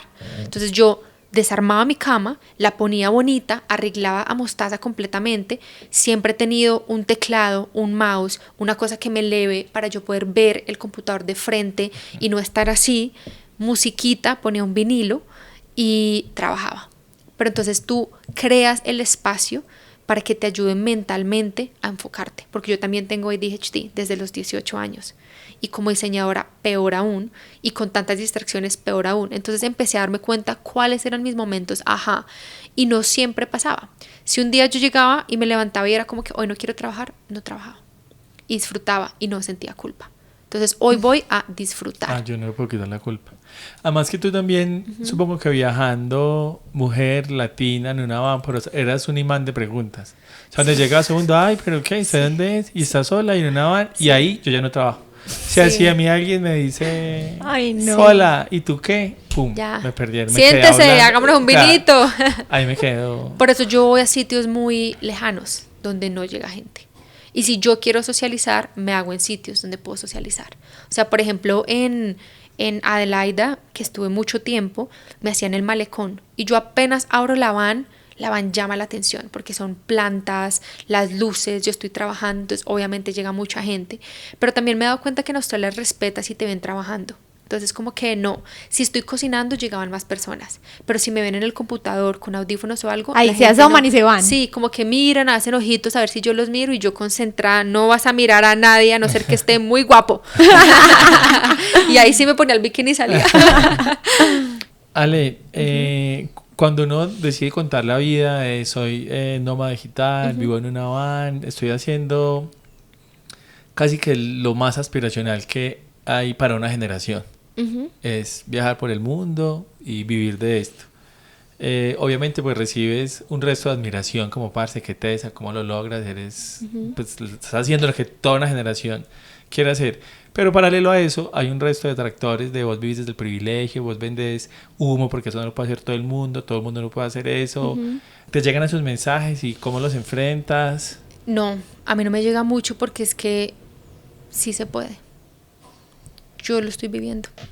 Yo siento que es más como la perspectiva del perfeccionismo lo que hace que la gente le dé rabia, pero cuando tú muestras desde la humanidad, desde lo real, desde que no, de que es algo volátil, de que es algo que no es fácil, siento que la gente le hace un clic diferente. Nunca he recibido comentarios ni tanto de humo ni de bla bla bla, no, para nada. Yo siento que la gente es más como desde el miedo, porque yo siento que este estilo de vida sí se puede, pero este estilo de vida no es para todos. Parce, no es para todos. es difícil y yo siento que es importante mostrar eso difícil también. Yo creo que las redes han cambiado mucho. Hace mucho, cuando empezaron, en el 2012, era mucho el perfeccionismo, todo lo curado, todo lo bonito, lo estético, lo perfecto. Pero hoy en día ya la humanidad se mamó esa vaina y hoy queremos es lo real. Dime la verdad, cómo son las cosas. Y yo siento que algo que a mí me ha identificado mucho ha sido justamente eso, que el contenido que yo creo, digamos que lo que yo cuento, como yo me muestro, es la Ale como es. Tú me ves aquí en el podcast como amigos y apenas acabe, la misma Ale va a ser la misma que se va a sentar contigo y conozco a un grupo de gente o hago un encuentro y va a ser la misma Ale. Ojo, no todos son así. Pero yo creo que el por qué a mí, de cierta forma, tengo una comunidad tan linda y eso es porque primero yo no me enfoco en el hate. A mí me llega el hate y yo, nah. Bueno, a veces sí afecta, pero yo miro dos opciones. Cuando llega hate hay una posibilidad. La primera es, ¿vienes de la ignorancia o vienes del odio? Si vienes de la ignorancia, hay una posibilidad de enseñar y educar, porque es que no toda la gente ha vivido lo que uno ha vivido. Vení, no, mira, no es así, es esto, imagínate esto, ta. Si vienes del odio y desde el resentimiento, yo ahí no me meto, porque no hay nada que hacer, parce. Y ante mentes ya muy chiquitas y cerradas es un desgaste emocional que yo no quiero. Y yo ahí, ¿qué hago? Bloqueo, porque yo no quiero eso en mi vida. Chao, parcera, chao, parcero, chao. Y yo siento que porque yo he podido como mostrarme como soy, con lo bueno, lo malo, los momentos buenos, los momentos de malparidez existencial, siento que no me llega mucho de esto, de se vende humo o no es real o no es lo que prometen, porque yo he mostrado lo que es. Cuando es bueno y cuando es malo, marica, es malo, porque es que así es la vida. Esto es un trabajo como cualquier otro trabajo. Ya para nosotros, muchas de las conversaciones que he tenido con la mayoría de amigos creadores de contenido, justo hace unos días hablé como 2 horas con una amiga mexicana. Primero, todos estamos en la misma edad. Y segundo, todos llevamos de 5 a 10 años viajando. Y todos estamos pasando por el mismo momento de, puta, ya. Hemos vivido como muchas vidas en un corto tiempo. Y es esa dualidad de soltar esa persona viajera que amamos, pero también querer casita. Y también querer algo de estabilidad. Y qué rico tener un sueldo. Y qué rico tener un plan. Yo no tengo planes hace 5 años. No tengo un solo plan hace 5 años. Todo lo que ha pasado en estos 5 años ha sido oportunidades y fluir. Ale, te invitamos, listo, voy. Esto, bueno, voy para allá. Amigo, nos vemos en Japón, listo, vámonos en Japón. Y por fin el próximo año voy a tener un plan de calendario de a dónde quiero ir y cuándo quiero estar. Entonces es un cambio que yo creo que con las redes han permitido que hoy la gente valore más es esa autenticidad y sigan y acompañen a esa persona con las que se sientan como reflejado. Pero a mí afortunadamente siento que la gente me ha acompañado mucho. Ahorita que estuve muy quieta en redes como en Bali, que fueron como con casi unos 4 meses, mucha gente se fue porque no había contenido de viajes y a mí me pareció perfecto, como que claro, es normal, es lo que hay y en este momento yo estoy cerrando un ciclo y para cerrar ese ciclo me tengo que enfocar en esto, no puedo ponerme a hacer algo diferente. Entonces yo siento que eso es lo lindo, lo que hablábamos ahorita. Si Ale va cambiando, si a lo mejor hoy son viajes pero mañana es nomadismo o después me pongo casa o me pongo gareña o Ale plantas, yo qué sé, pues habrá gente que le guste esa nueva versión y gente que te acompañe y entienda el proceso que estás viviendo, o habrá gente que no se siente más identificada y súper válido. Ale, vos, ahorita que hablamos como de esos momentos de crisis existencial o de autodescubrimiento, yo te decía que has hecho muchas cosas y yo sé que terapias, microdosis, cosas más, ayahuasca, bueno, ¿qué sientes que es lo que más te ha funcionado? Yo creo que lo que más me ha funcionado ha sido parar. Yo siento que entre cada proceso de sanación uno necesita una pausa para realmente procesar e integrar. Porque siento que en un mundo donde hay tantas posibilidades ahora de sanación, es muy fácil saturarse. Y es como constantemente sanar algo y sanar algo. Pucha, eso es mamón. Quiero ser un humano mortal y cagarla. Y siento que en ese momento donde te vuelves otra vez humano y paras, es donde está realmente el proceso de integración. Yo al principio saturaba mucho, entonces sanación de útero, sanación generacional, hacía de todo, pero no me daba suficiente tiempo entre cada terapia y cada proceso de realmente integrar lo que tú estás aprendiendo. Y siento que cuando me daba esas pausas largas era donde la vida realmente ya te obligaba de cierta forma a, ok, ahora tienes que integrar todo lo que aprendiste, porque al final es un desaprender y volver a aprender. Entonces como que todo lo que tú hagas, ayahuasca o yagé, microsis de honguito, macrosis de honguitos, de pronto terapias de psicóloga o psiquiatra. Yo nunca he estado en un psiquiatra, pero sí he tenido una psicóloga toda la vida, que también la he tenido por momentos. También he hecho como círculos, retiros, mis propios procesos como religiosos, porque yo pasé una etapa donde no sabía en qué creer. Entonces me metí en el budismo, en el hinduismo, full en el catolicismo, me leí parte del Corán como por aprender. Y siento que lo mejor es parar. Empieza un proceso, absorbe lo que más puedes y luego para. Y te permites integrar. Porque sin la integración vas a estar sobresaturado de información y de cosas que tienes que trabajar, que cada vez vas a ver más lejos la posibilidad de sanar o estar más normal o más alineado. Y como que darme cuenta que ese propósito cambiaba todo el tiempo me dio paz. Porque yo siento que siempre estamos en esa búsqueda de propósito y significado y razón de ser, y yo lo aplico muchísimo. Y es como estar ok con que eso que tú pensabas que era hasta anteayer, si quieres, no tiene que ser hoy. Soltarlo y entender que ahora puede haber algo nuevo. Pero parar para mí ha sido lo mejor. Yo, por ejemplo, hubo un año donde hacía varias microsis de honguitos que me ayudan mucho con la endometriosis y eran como 3 meses.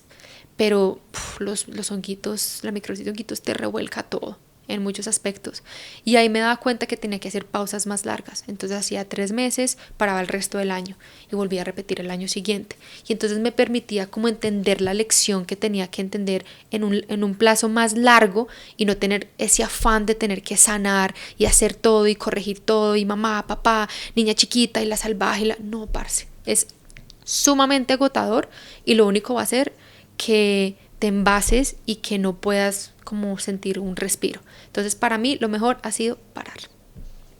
Y ya cuando sientas que has aprendido, puedes volver a empezar alguna otra cosa. ¿A qué le tienes miedo? Pues pucha, en este momento, yo creo que el miedo que estoy teniendo en este momento es ese duelo que estoy haciendo. Como de la incertidumbre de la nueva Ale. ¿Cómo te ves en 10 años? Yo todavía me veo viajando, pero yo siento que en este momento la nueva Ale quiere ser más una slow mat. Slow mat es como que puedes tener bases no por días ni por meses, ya puede ser un año.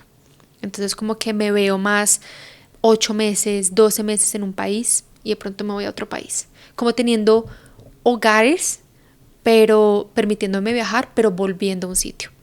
Yo siento que en 10 años una parte de mí me encantaría tener familia, como que siento que la maternidad... ¿No te asusta la maternidad? No, no me asusta la maternidad, no me da miedo. Y la he vivido mucho con Pedro, yo sé que no es lo mismo ser tía donde uno los devuelve, pero yo siento que yo con Pedro también he sido muy mamá. Mi hermana es una madre soltera y siento que mucha de la crianza de Pedro yo lo he visto y he visto el impacto que yo he tenido en él, en muchas cosas, como que yo he sido la primera vez de Pedro en muchas cosas, sobre todo en aventura, en apnea, en snorkel, en wake, en escribir su nombre, en aprender a ponerse los zapatos. Pedro tuvo un problema como de la S en algún tiempo y la R, y yo empecé, y la J no podía pronunciarle, como que yo siento que yo en su proceso de crecimiento he impactado en muchos de estos momentos, y como que digo, qué chimba traer al mundo un ser de bien con los valores de uno, con el conocimiento, con lo que uno ha aprendido, con lo que uno ha visto, me parecería muy bacano. No me da miedo perder la libertad porque siento que no es perderla, ¿cierto? Que cuando los niños vienen, ellos deberían adaptarse al mundo de uno y no al mundo de ellos. Yo sé que mucha gente me va a matar y a lo mejor va a ser el primer hate que voy a recibir de esto, porque la gente va a ser... Acá tiran hate. El tema de la maternidad es muy sensible, pues sí, hay muchas versiones de maternar y siento que también se radicalizan mucho. Y yo creo que ahí va un punto donde mucha gente dice... donde mucha gente dice... que los niños necesitan como esa estabilidad y yo estoy de acuerdo, pero yo también he conocido muchas familias medio nómadas con otros estilos y modelos de vida, donde los niños de pronto se crían en un ambiente diferente. Y yo siento que en este mundo hay para todo, amigos. En este mundo hay para los niños que nacieron para ser más abogados, empresarios, están los que son más amantes de la naturaleza. O sea, no tenemos por qué desde que nacen tener que imponer, sino simplemente poderles mostrar. Como que si yo tengo hijos, a mí me encantaría que ellos pudieran escoger, pero mientras tienen la capacidad de escoger, yo poder mostrarles ese mundo y que ya ellos, viendo lo que pueden ser, puedan escoger. Y eso va para mí muy definido a los viajes, porque siento que cuando nos encasillamos a solo una cultura, o sea, yo no me imagino crecer en Medellín, vivir en Medellín y todo en Medellín y pensar que Medellín es el mundo y no darte cuenta de que el mundo hay mucho más y que tú puedas escoger en qué crees, con quién quieres estar, cómo te ves. Eso es un privilegio importantísimo. Entonces en la maternidad yo de pronto me veo siendo una mamá diferente, que muy seguramente mucha gente va a estar en contra en muchos aspectos, pero lo bueno es que todos estos comentarios no me pagan ni me dan de qué vivir. Al final es como que tú decides lo que tú creas que es mejor para ti, para tu familia, y cuando tus hijos tengan la capacidad de tomar decisiones, ellos lo harán por ellos. Así la vida tiene muchas versiones, indiscutiblemente uno elige, incluso por periodos, como le hemos dicho varias veces. Y te planteas como adoptar. 100%. 100%, siempre dije que me parecería buenísimo adoptar. El problema de la adopción es que yo siento que es más una decisión de pareja. Y yo siento que muchas de las parejas con las que he estado no han estado tan abiertas a la adopción. Como que siento que, no sé si es de hombres o no sé, de pronto estoy generalizando, pero siento que el hombre quiere más como algo que venga de ellos, ¿sabes? Como que yo quiero algo que sea mío, que venga de mí, que tenga mis genes, y muchas mujeres querrán lo mismo. Para mí nunca fue un problema. Mi primer voluntariado fue en África, en niños, en un orfanato de 500 niños, y desde ahí yo tuve claro que a mí me encantaría adoptar. Lo que pasa es que mi concepto de ser mamá cambió. Yo antes me preguntaba, ¿será que quiero ser mamá? Y ahora la pregunta no es si quiero ser mamá, la respuesta es, yo quiero ser una familia. Yo no quiero ser solo mamá. O sea, yo quiero es el núcleo familiar. Yo quiero es ese vínculo de parcería, de equipo. Y eso siento que es mucho más difícil. Adoptar puedo, pero yo no me veo, o sea, a mí la maternidad no me mueve al punto de decir, quiero adoptar y ser una mamá sola. No.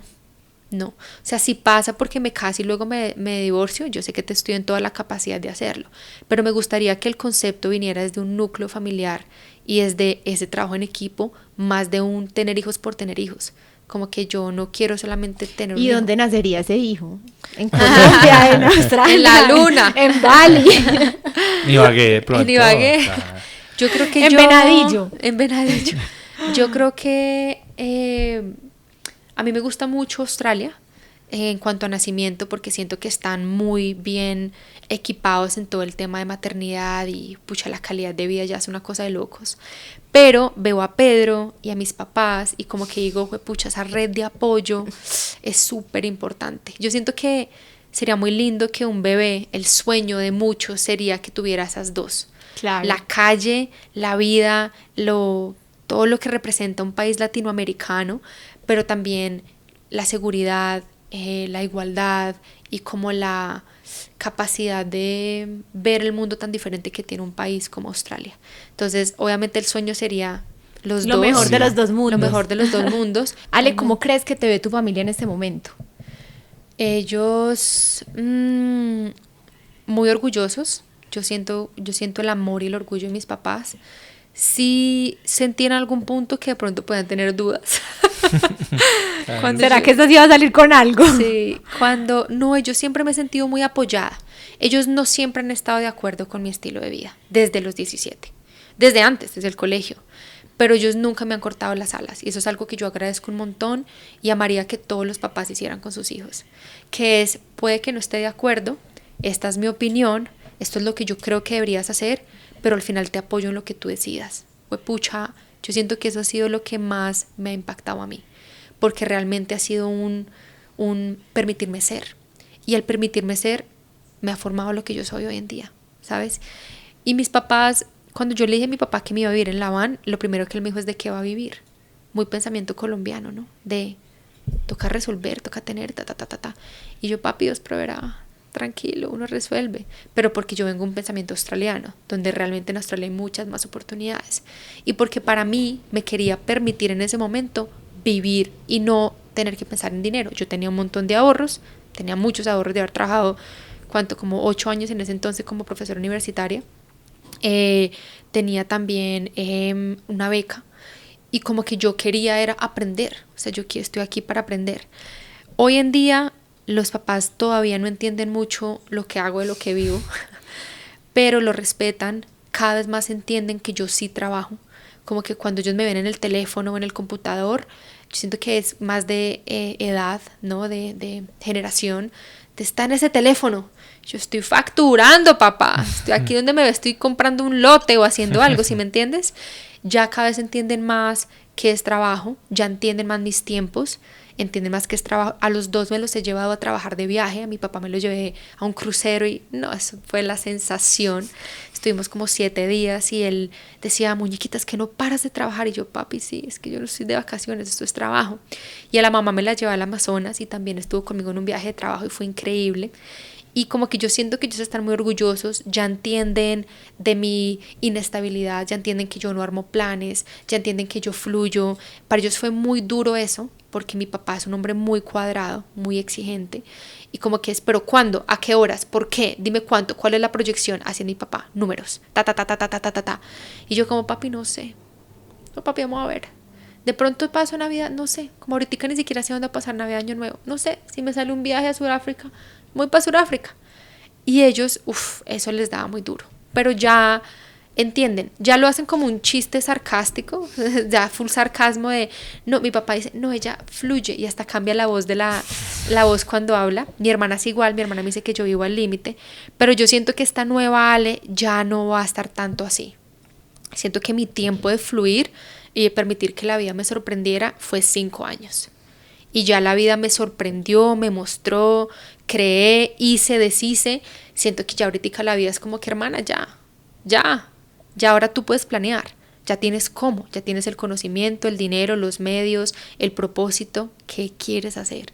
Y en ese qué quieres hacer es como otra avalancha de opciones que es una chimba, pero también el exceso de libertad también es como, ok, ¿qué quiero hacer?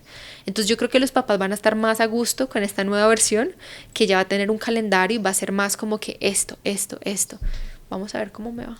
Ale, gracias. Ay, Tremenda ustedes. conversada. Muchísimas nos pegamos. gracias. ¿Cierto? Y larga. Larga, Sí. profunda, De un todo poco un de poquito. todo, sí. No, brutal. Muchas gracias a ustedes por este espacio. Qué chévere poder también abrirse uno, porque siento que a veces, digamos que en redes todo también es muy poquito el tiempo. Muy poco el ¿Sí tiempo me para entiendes? contar, sí. Exacto. Entonces estos espacios a la gente que quiere y que también quiere profundizar es muy bacano para conocernos. Sabes que lo hemos dicho varias veces y es que como en contradicción a lo que pasa en el mundo y en las redes, que el tiempo de atención es tan corto y que todo tiene que ser de menos segundos y que un hook y que no sé qué, los podcasts, siento que es una necesidad que está latente de tener conversaciones largas, más tranquis, y siento que la gente se está conectando mucho con estas conversaciones ahora que hay más podcasts que personas. Total, es verdad.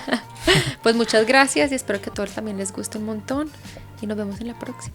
Claro que sí. Ale, gracias.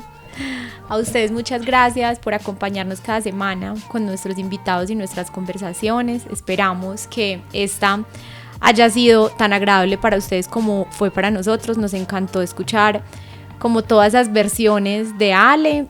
Nos vemos en 8 días con un nuevo invitado o invitada. Chao, gracias. Chao. Chao.